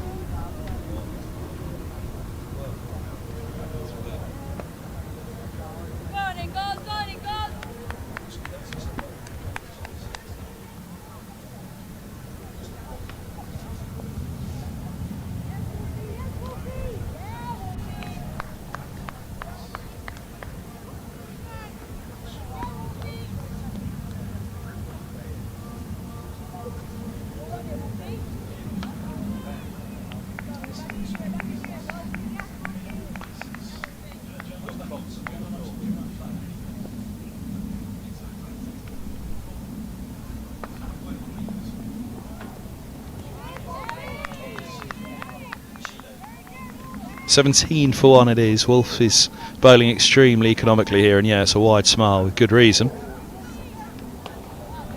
Middlesex were 17 for 1 at this point also. As I say, it took Middlesex just a little while to adjust to the swing.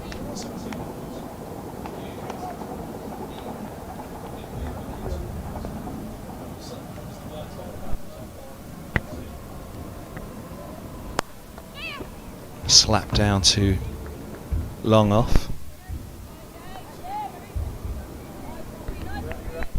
I could name and shame, but I won't. Actually 26 without loss at this stage, Middlesex.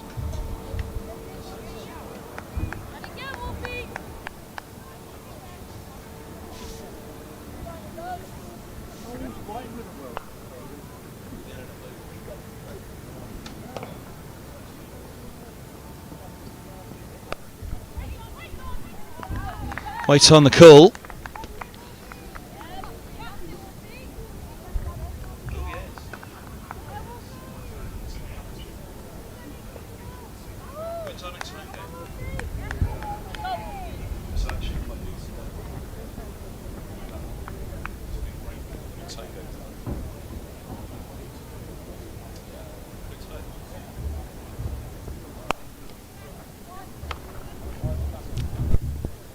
Crunched for a single.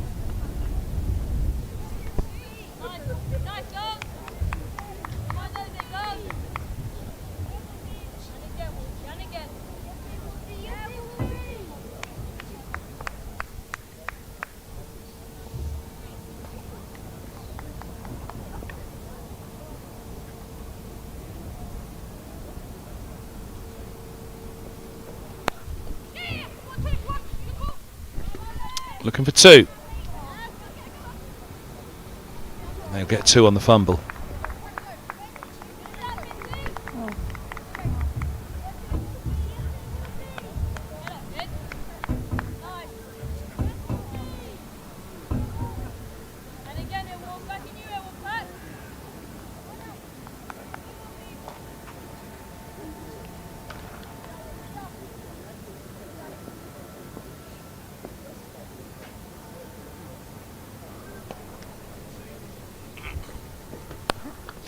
It's a lovely pick-up shot. Oh, it's just short of the first 6 of the day. We saw one out there from Sproul earlier as well. Just shy of the rope.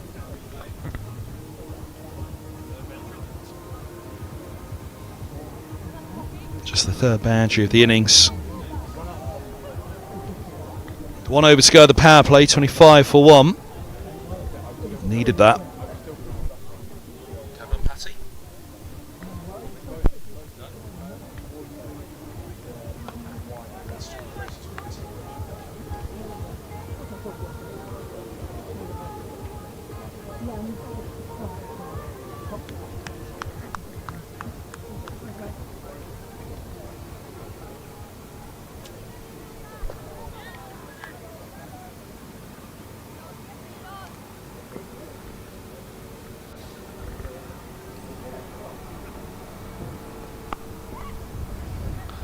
Now they'll look 2.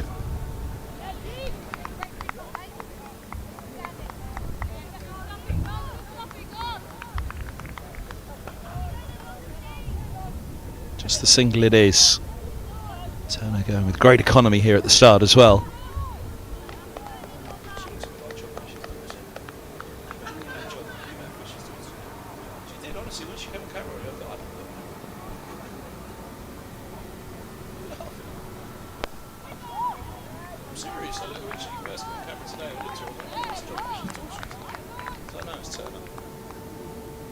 Another Colts game going on in the background,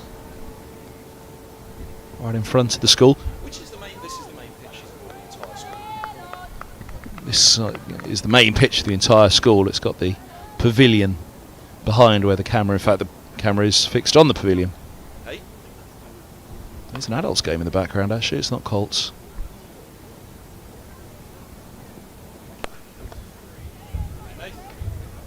Just clear. The mid-off. They'll get 2.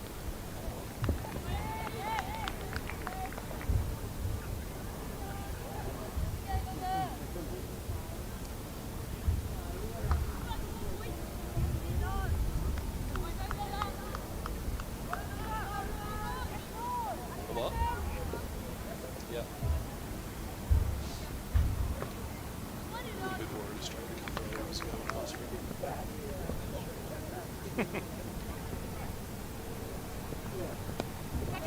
Up in the air.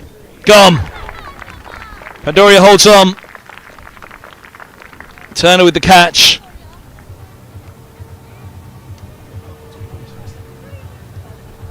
Riva Pandoria, it was a pretty straightforward catch in the end, but sometimes when they do come off the edge like that, you don't quite have the sight straight away, but she did.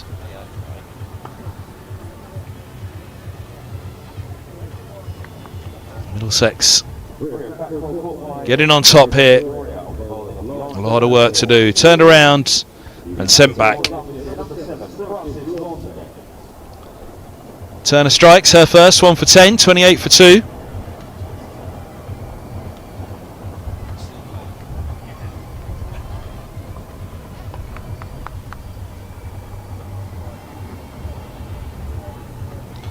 So Lonsdale in at 4. Kevin just starting to get the feel of it, 10 from 13.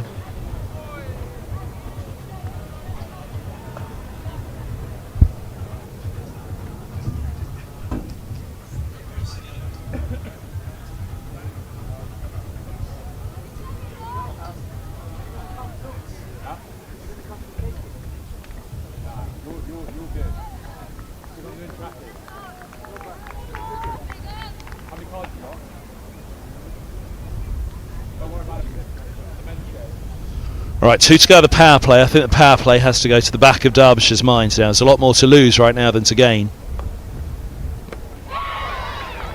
Well, Lonsdale's lost their leg stump.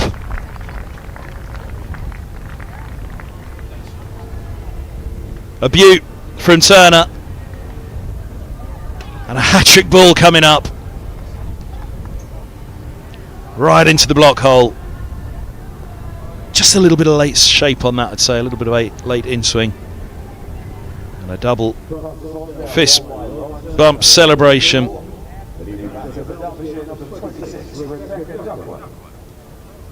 And a hat-trick ball coming up here at Merchant Taylors. Becca Duckworth out to bat at 5. Trouble now for the Falcons.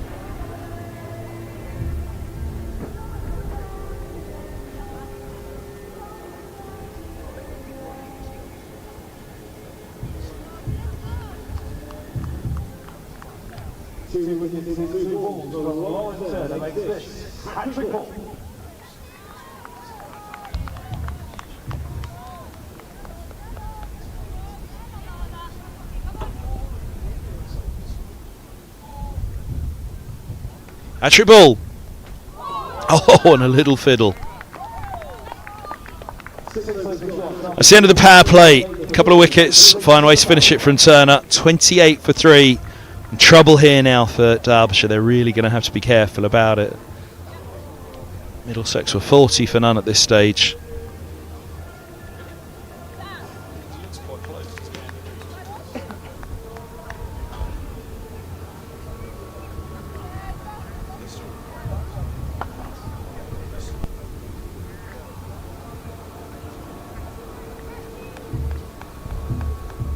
.26 for 3 in comparison to 40 without loss. See that first wicket just shy of a century stand for Middlesex to begin. Derbyshire are going to need something similar here, close to a century stand.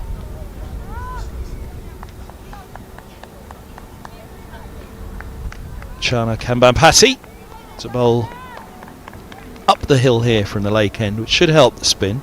Get a little bit of bounce, bit of kick. Nice bit of flight on that one. Not too much and too straight.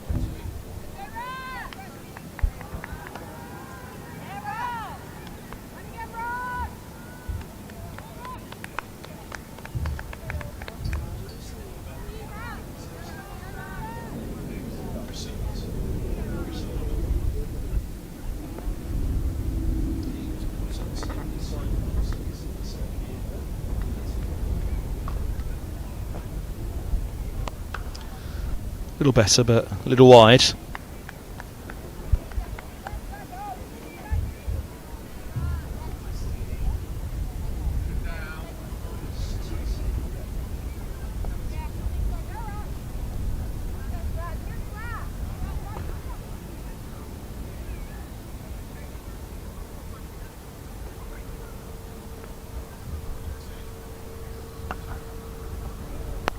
Ooh, nearly a moon ball. They'll look 2 here, and they'll get it.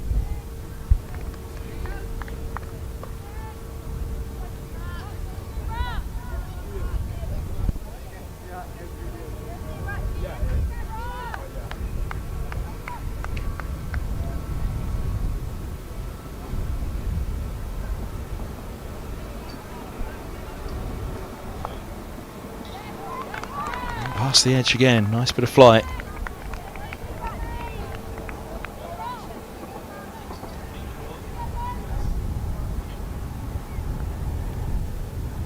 Oh, Josh? Yeah, you're right. Left alone.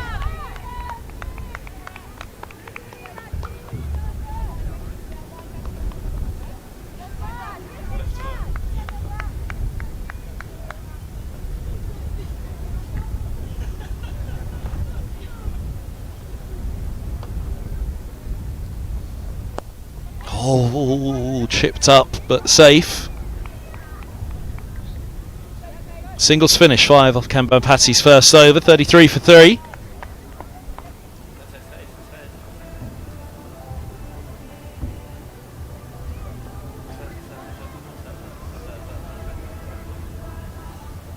two are too young for local players. Greatest copies of the time.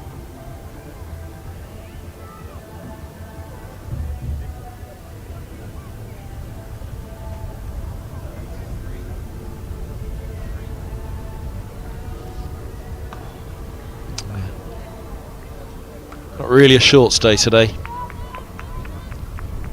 Wrapped up, arms folded.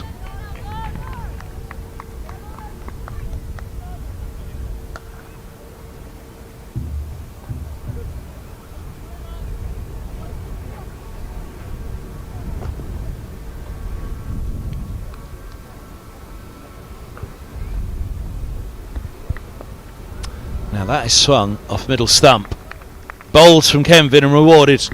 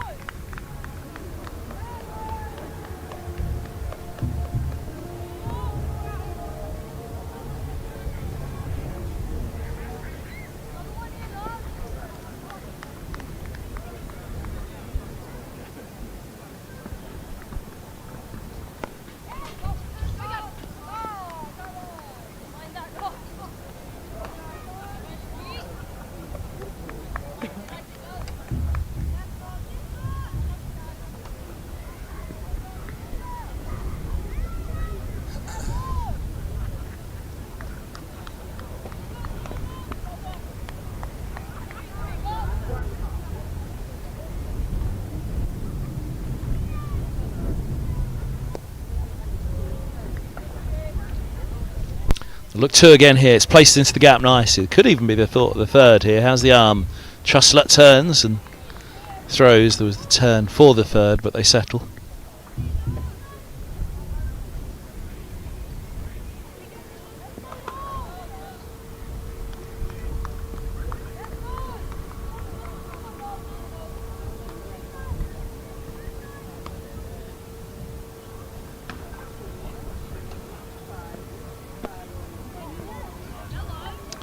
Yorker again, wide Yorker.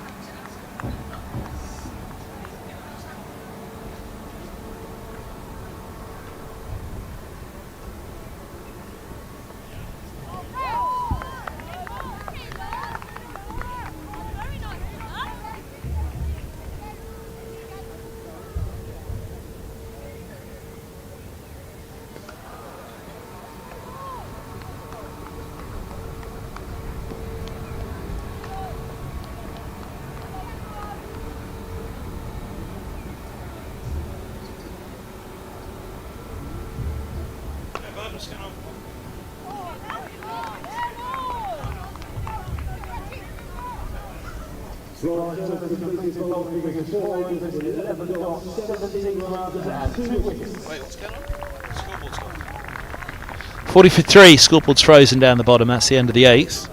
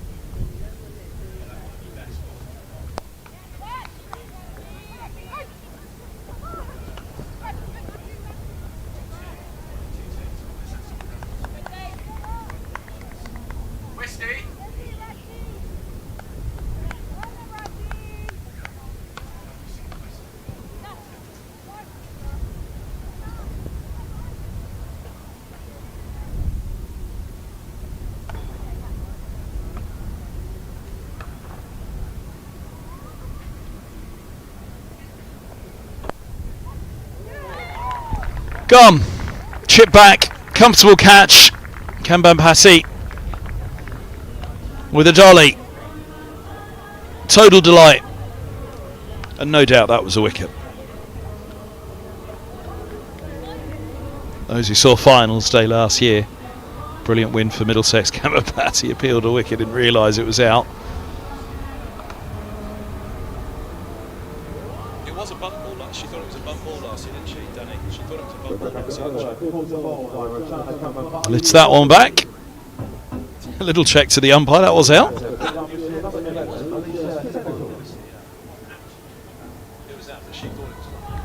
Last year's final, Kambampasi with the caught and bowled. Thought it was a caught and bowled. She did actually have a look back at the umpire there. That was out, wasn't it, Ups? All happened in slow-mo. 41 for 4, and Middlesex right on top here. None for 4 from her 2 overs with the ball for Tenancoon. Didn't come back for a third or fourth. Just a little bit of a surprise given her economy.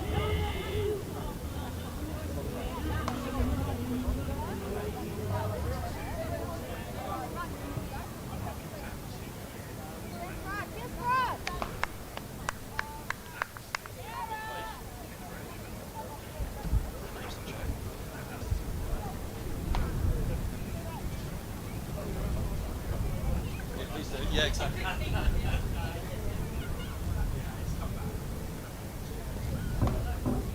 That's a beaut. Tenancoon really had to wait on that.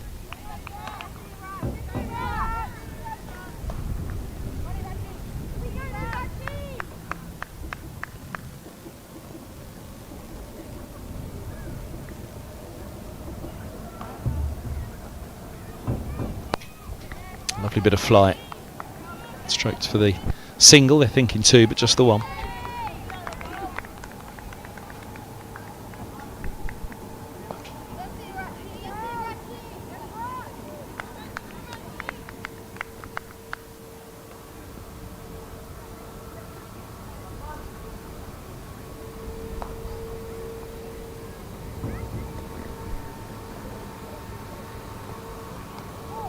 Was there a little bit of drift on that? Just drifting. Brought that inside edge. A little bit. Gloomed over here at MTS. Shouldn't really be expecting interruptions today, but it feels like there's a chance of a drop of rain at the moment.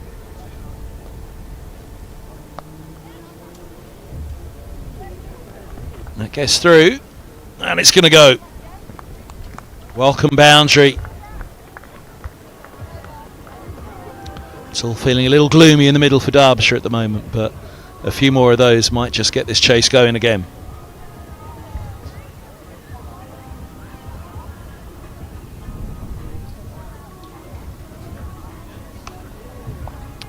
.46 for 4.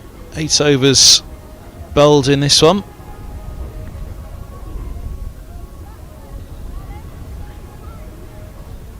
Not quite feed up yet for Middlesex, but they're well on their way. 4 down. Derbyshire.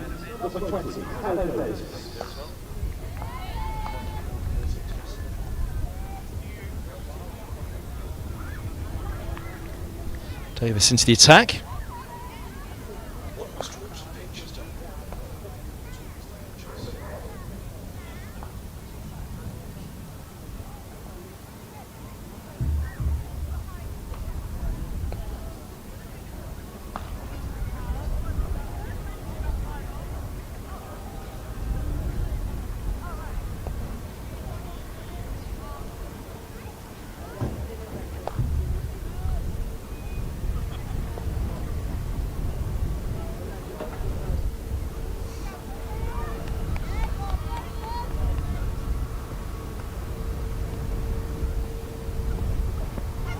No, leg side.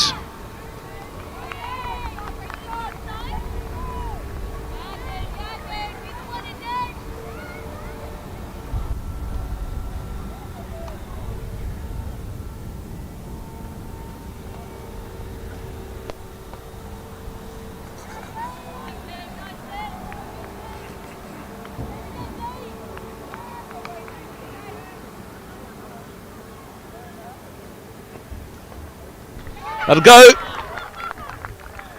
Bell's whipped off.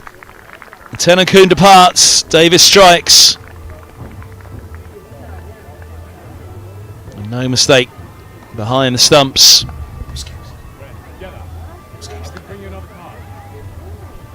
Sproul a fine day with the bat. Faultless behind the stumps there. Derbyshire's chase is falling in a heap here.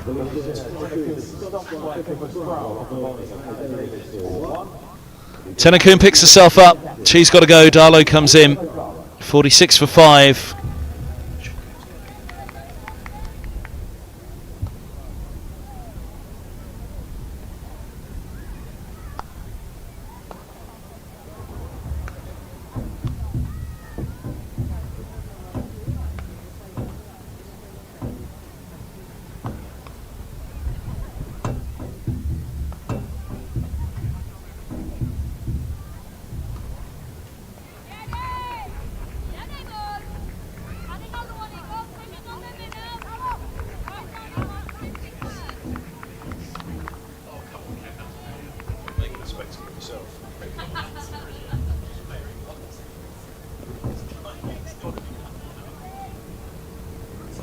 This is why you don't have a bike. It's the absolute worst of the day. You've got red laughing at your own joke.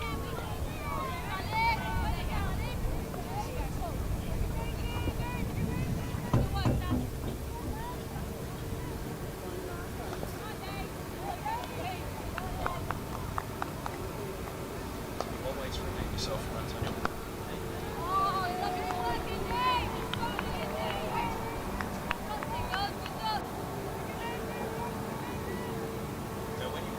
It's a surprise, don't bring out too late. It breaks the nice sugar after you eat so.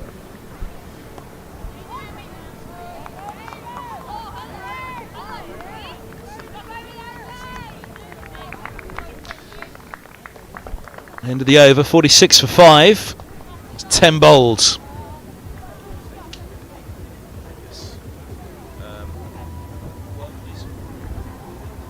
What will we after 10, please?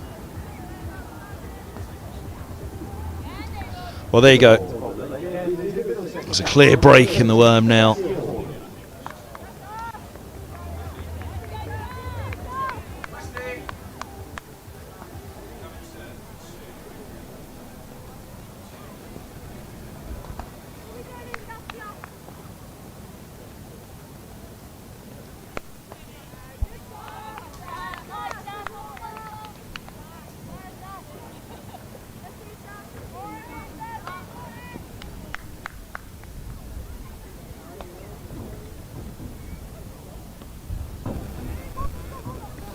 Oh well. Wally brings herself on. She'll know that would have been a good chance for a run out there with the clean pickup, but a bit of a fumble.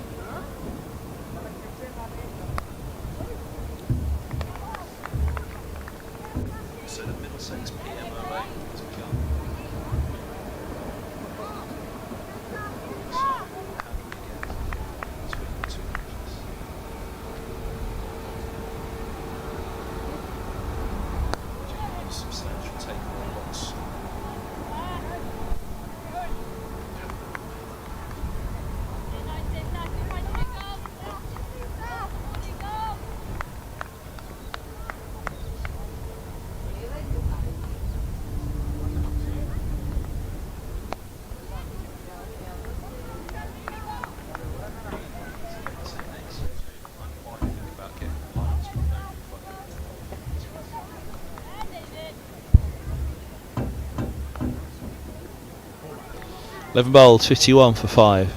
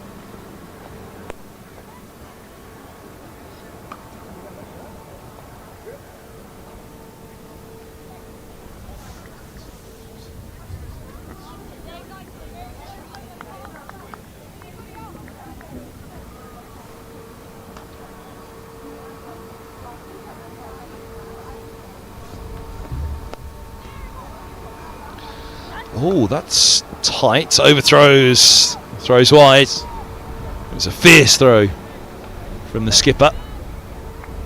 She fancied the run out, but just dragged it. So bowled, 54 for 5. 101 to win, a 48.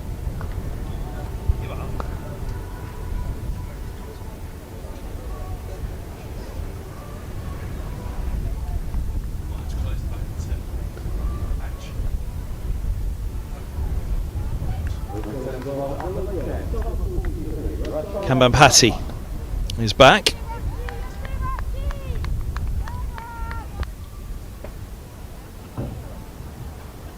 Hey Max, how are you?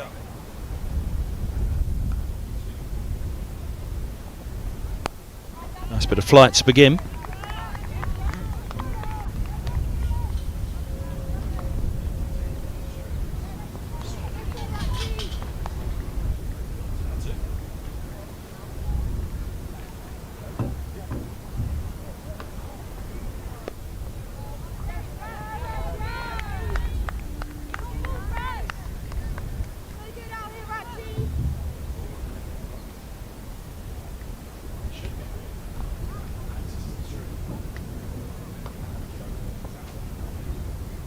Oh, it's a beautiful ball. It's a Jaffa. It may well be the ball of the day. And it doesn't get a wicket. Look at that. Just missing the top of off. On the line of, there you go, it's pitch nearly middle and leg. And look at that. In fact, it's missed the outside of off. That's turned big.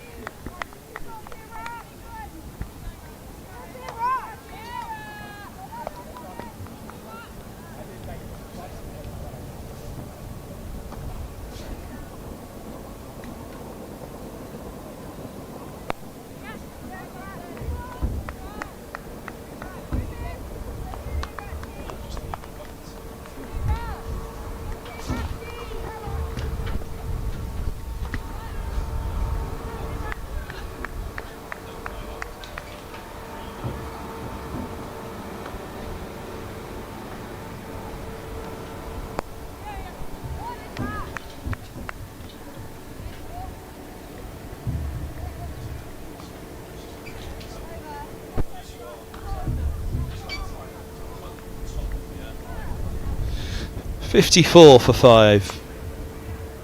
56 for 5, sorry. 13 bowled now. The score was just frozen there. You can see it in the right hand side of the screen, just below the ice cream.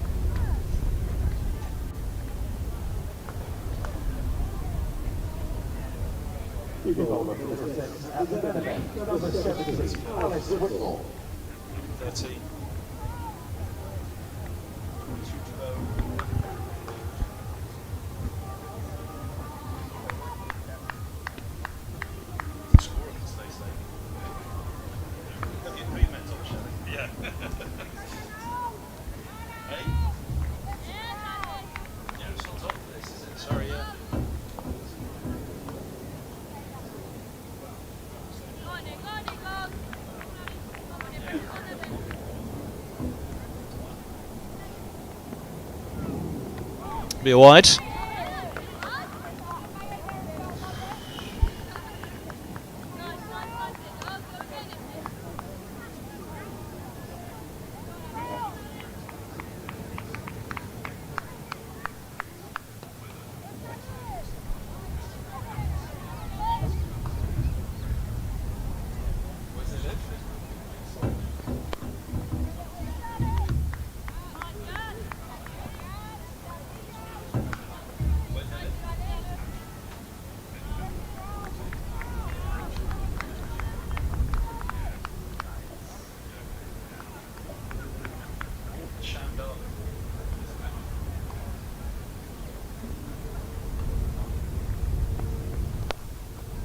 Down the grounds.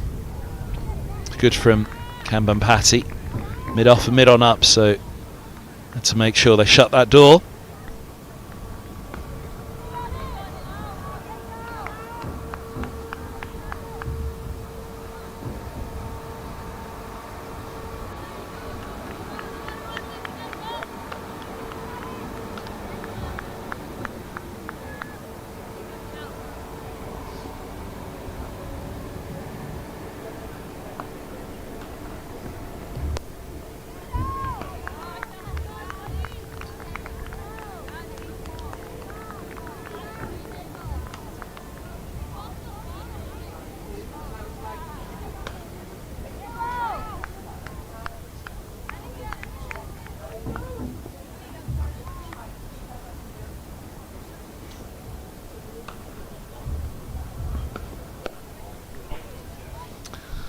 Heaved into the onside. It's a bouncing, bobbling ball which will allow them to get back for 2, but they have to be sharp about it.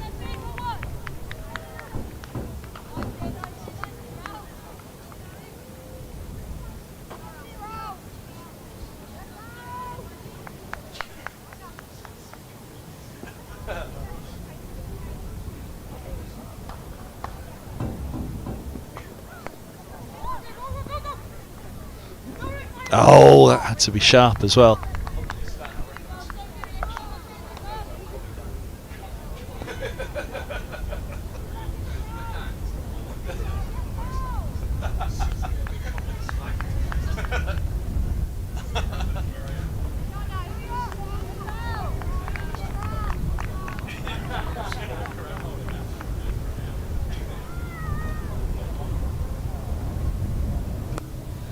Miscued, mistimed completely. Should have saved her.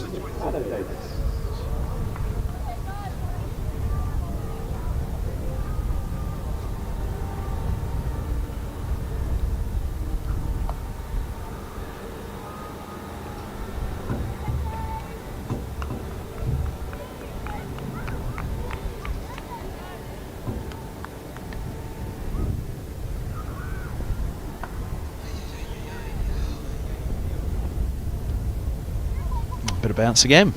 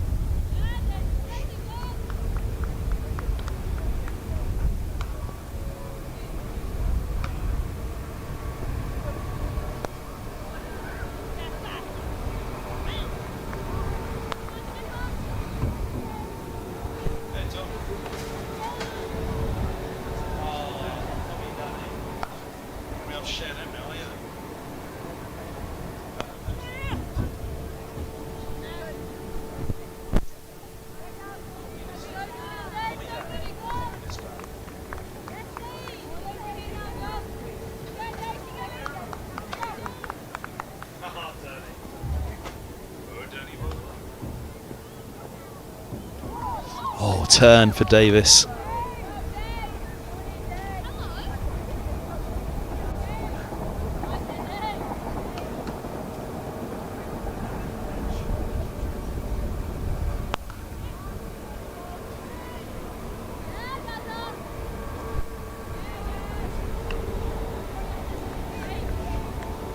Well, limiting the net run rate defeat here for Derbyshire is still a big factor in this.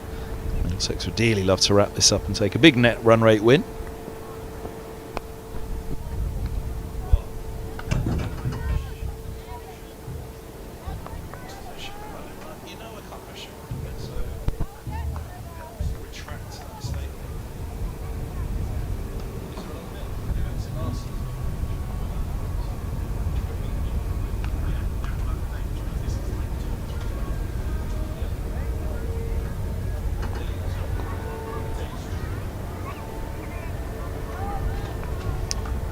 .65 for 5, 15 bowls.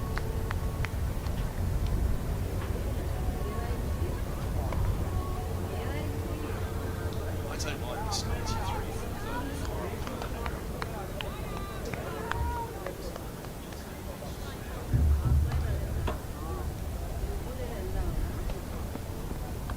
35. Edged, what a catch that is!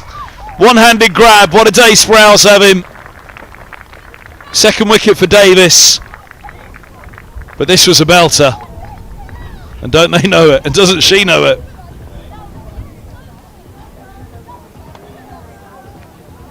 Look at this. One-handed. Hold on.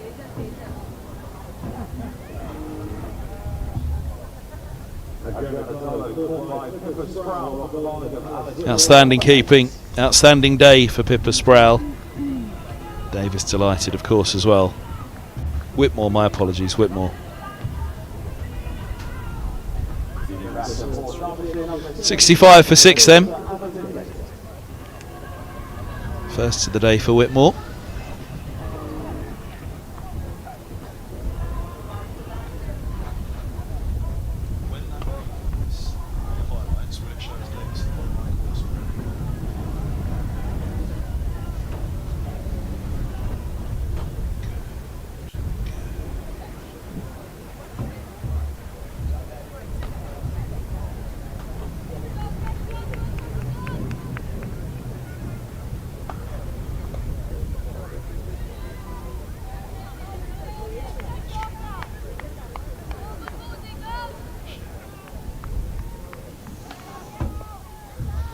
Atherton Gator in at 8.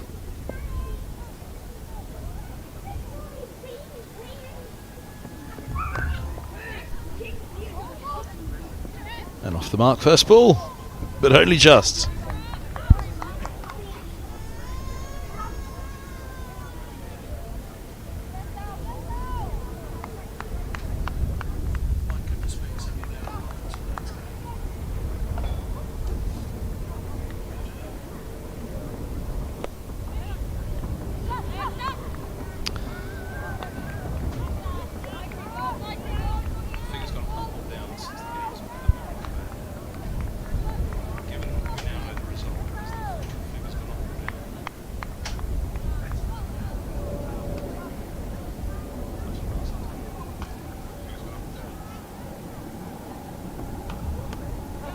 Edged down to deep third. Oh, single.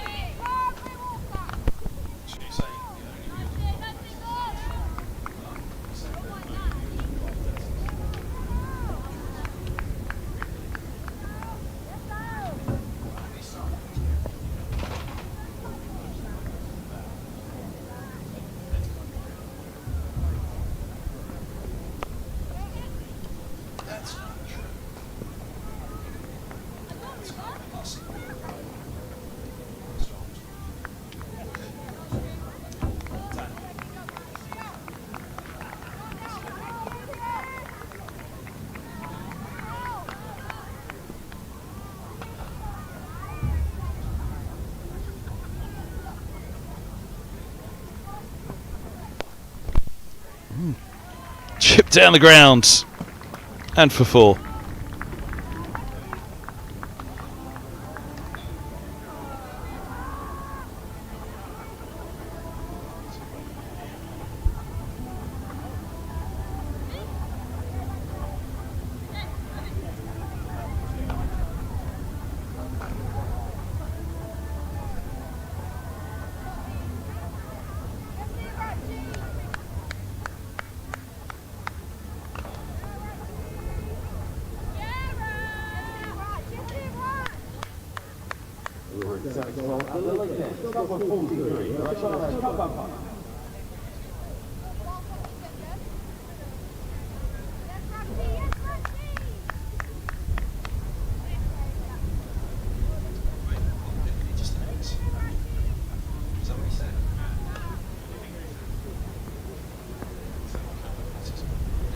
One for 13 from 3. Camban-Patty to finish her day. Oh, that's not bad. Is there a little bit of bat involved?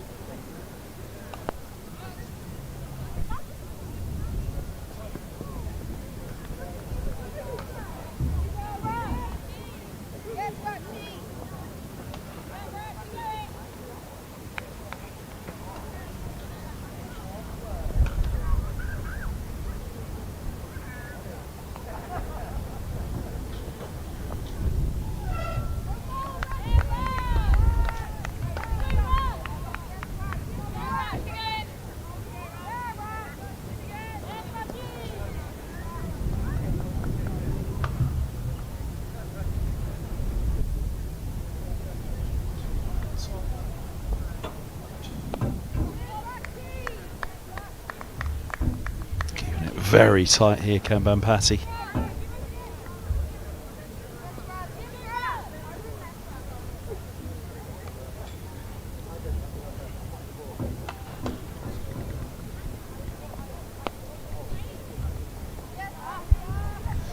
"17 bowled, 73 for 6. Middlesex nearly there.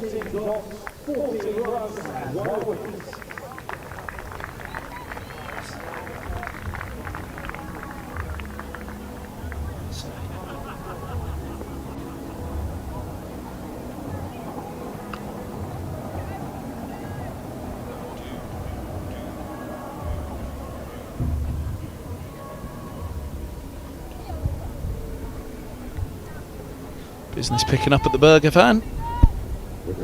Be such a long queue at the ice cream van today. It's got a bit of nip in the air.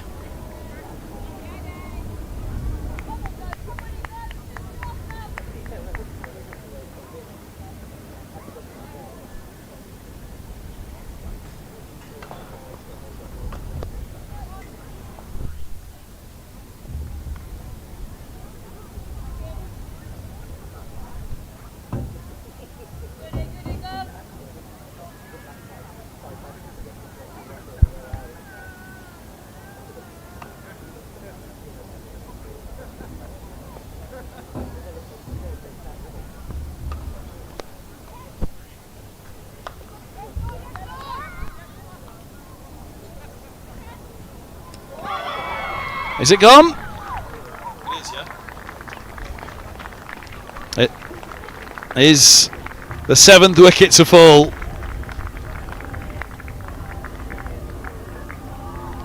Middlesex are having quite the day of it.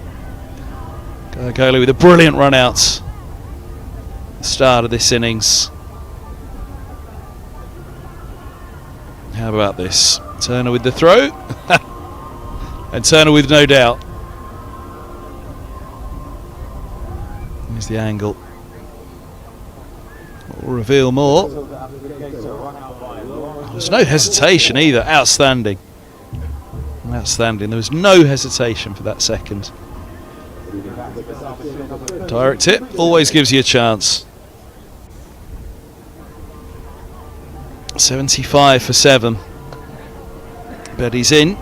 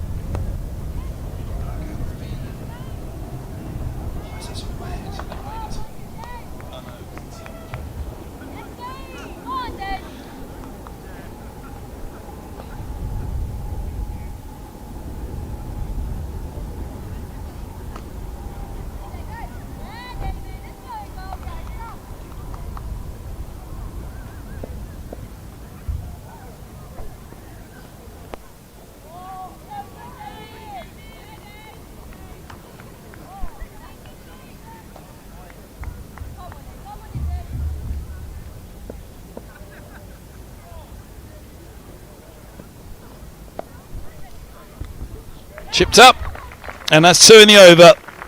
Betty departs. Davis has a second. Middlesex have Whitmore.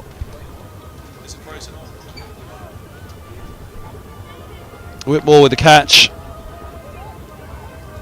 76 for 8.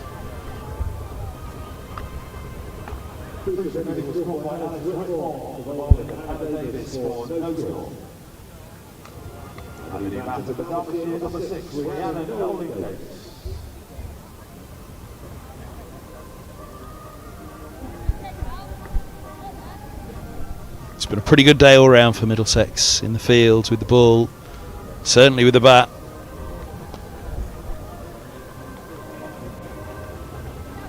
Rolling Davies in at 10.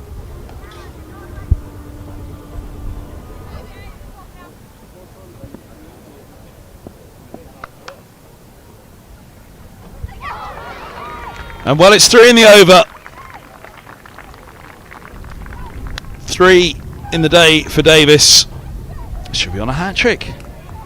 The start of their next spell in the next game.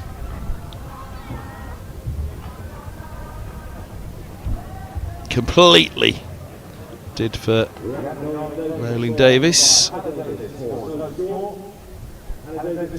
Middlesex are completely done for Derbyshire here.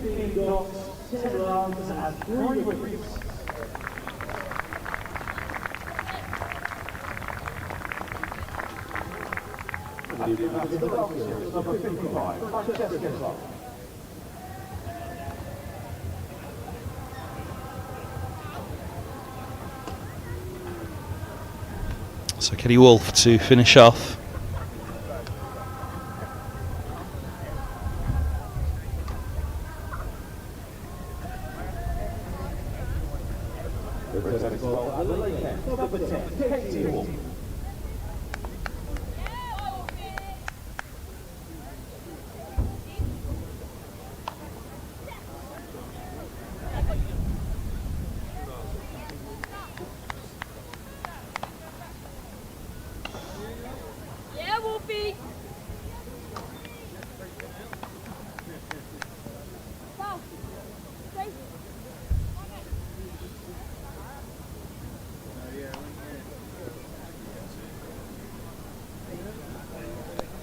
Slips out a little from Wolf.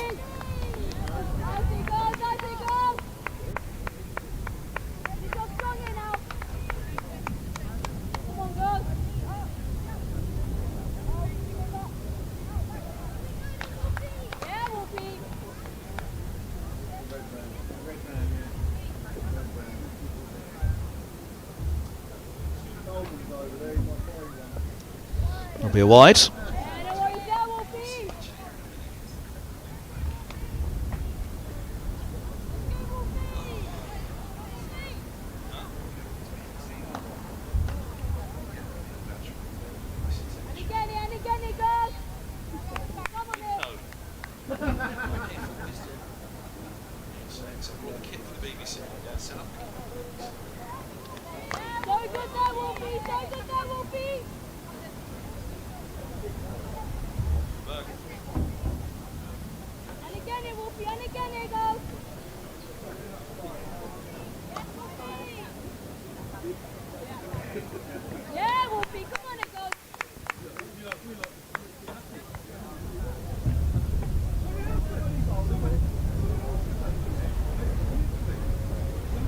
Oh, popped a little.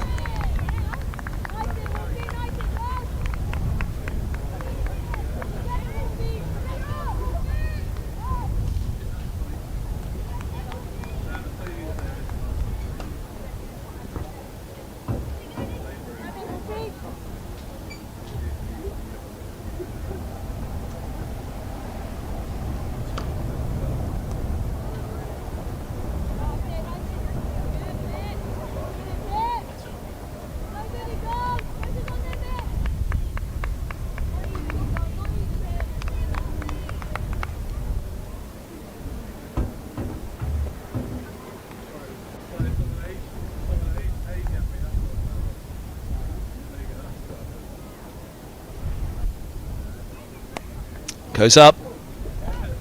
Just short. Turner thought about it, didn't go for the dive in the end. It bounces past.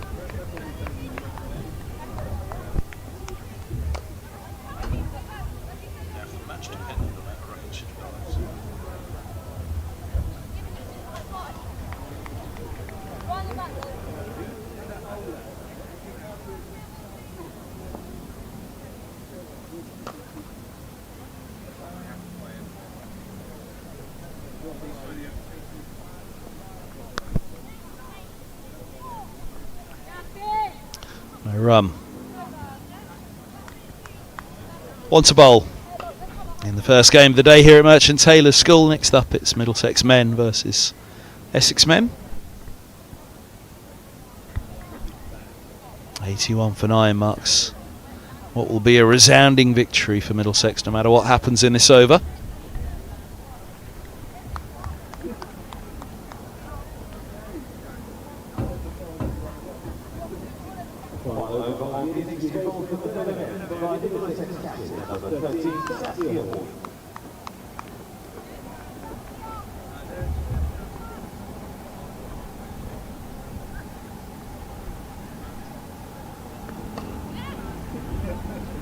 Hawley with the last over, the skipper to see it through.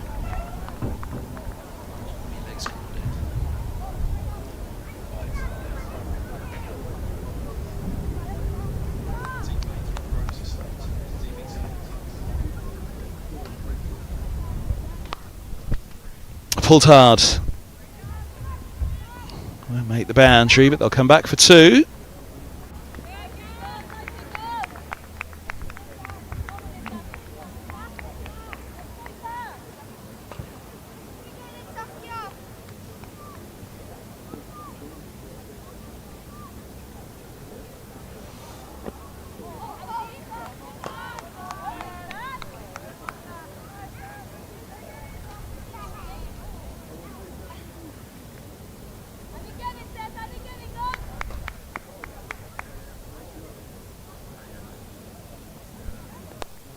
Goes up again, short of the fielder.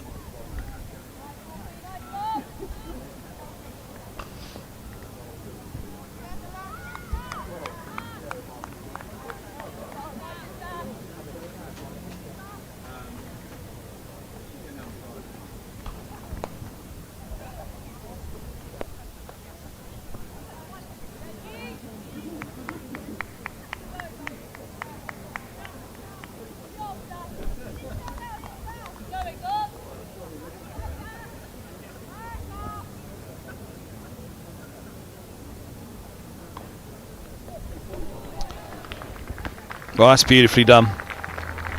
Kenvin brings up her 50. What an extraordinary innings in defeat for Derbyshire. 52 from 61 balls. A 6th for, but can't prevent a heavy defeat for Derbyshire here. More than half the runs coming from Kenvin. 64 run win for Middlesex women, having been put in. Pippa Sproul with 83, the pick of the day. But Davis 3 for 10, Turner 2 for 17. Gaiagole with a brilliant run out as well. Thanks for your company. First game of the day here. We'll be back for the second game, a 3:30 start between Middlesex and Essex. Do join us for that one if you can. But for now, from myself, Kevin Hand, and the team bringing you the stream here at Merchant Taylors School, it's goodbye for now with Middlesex women in the first game of the day by 64 runs.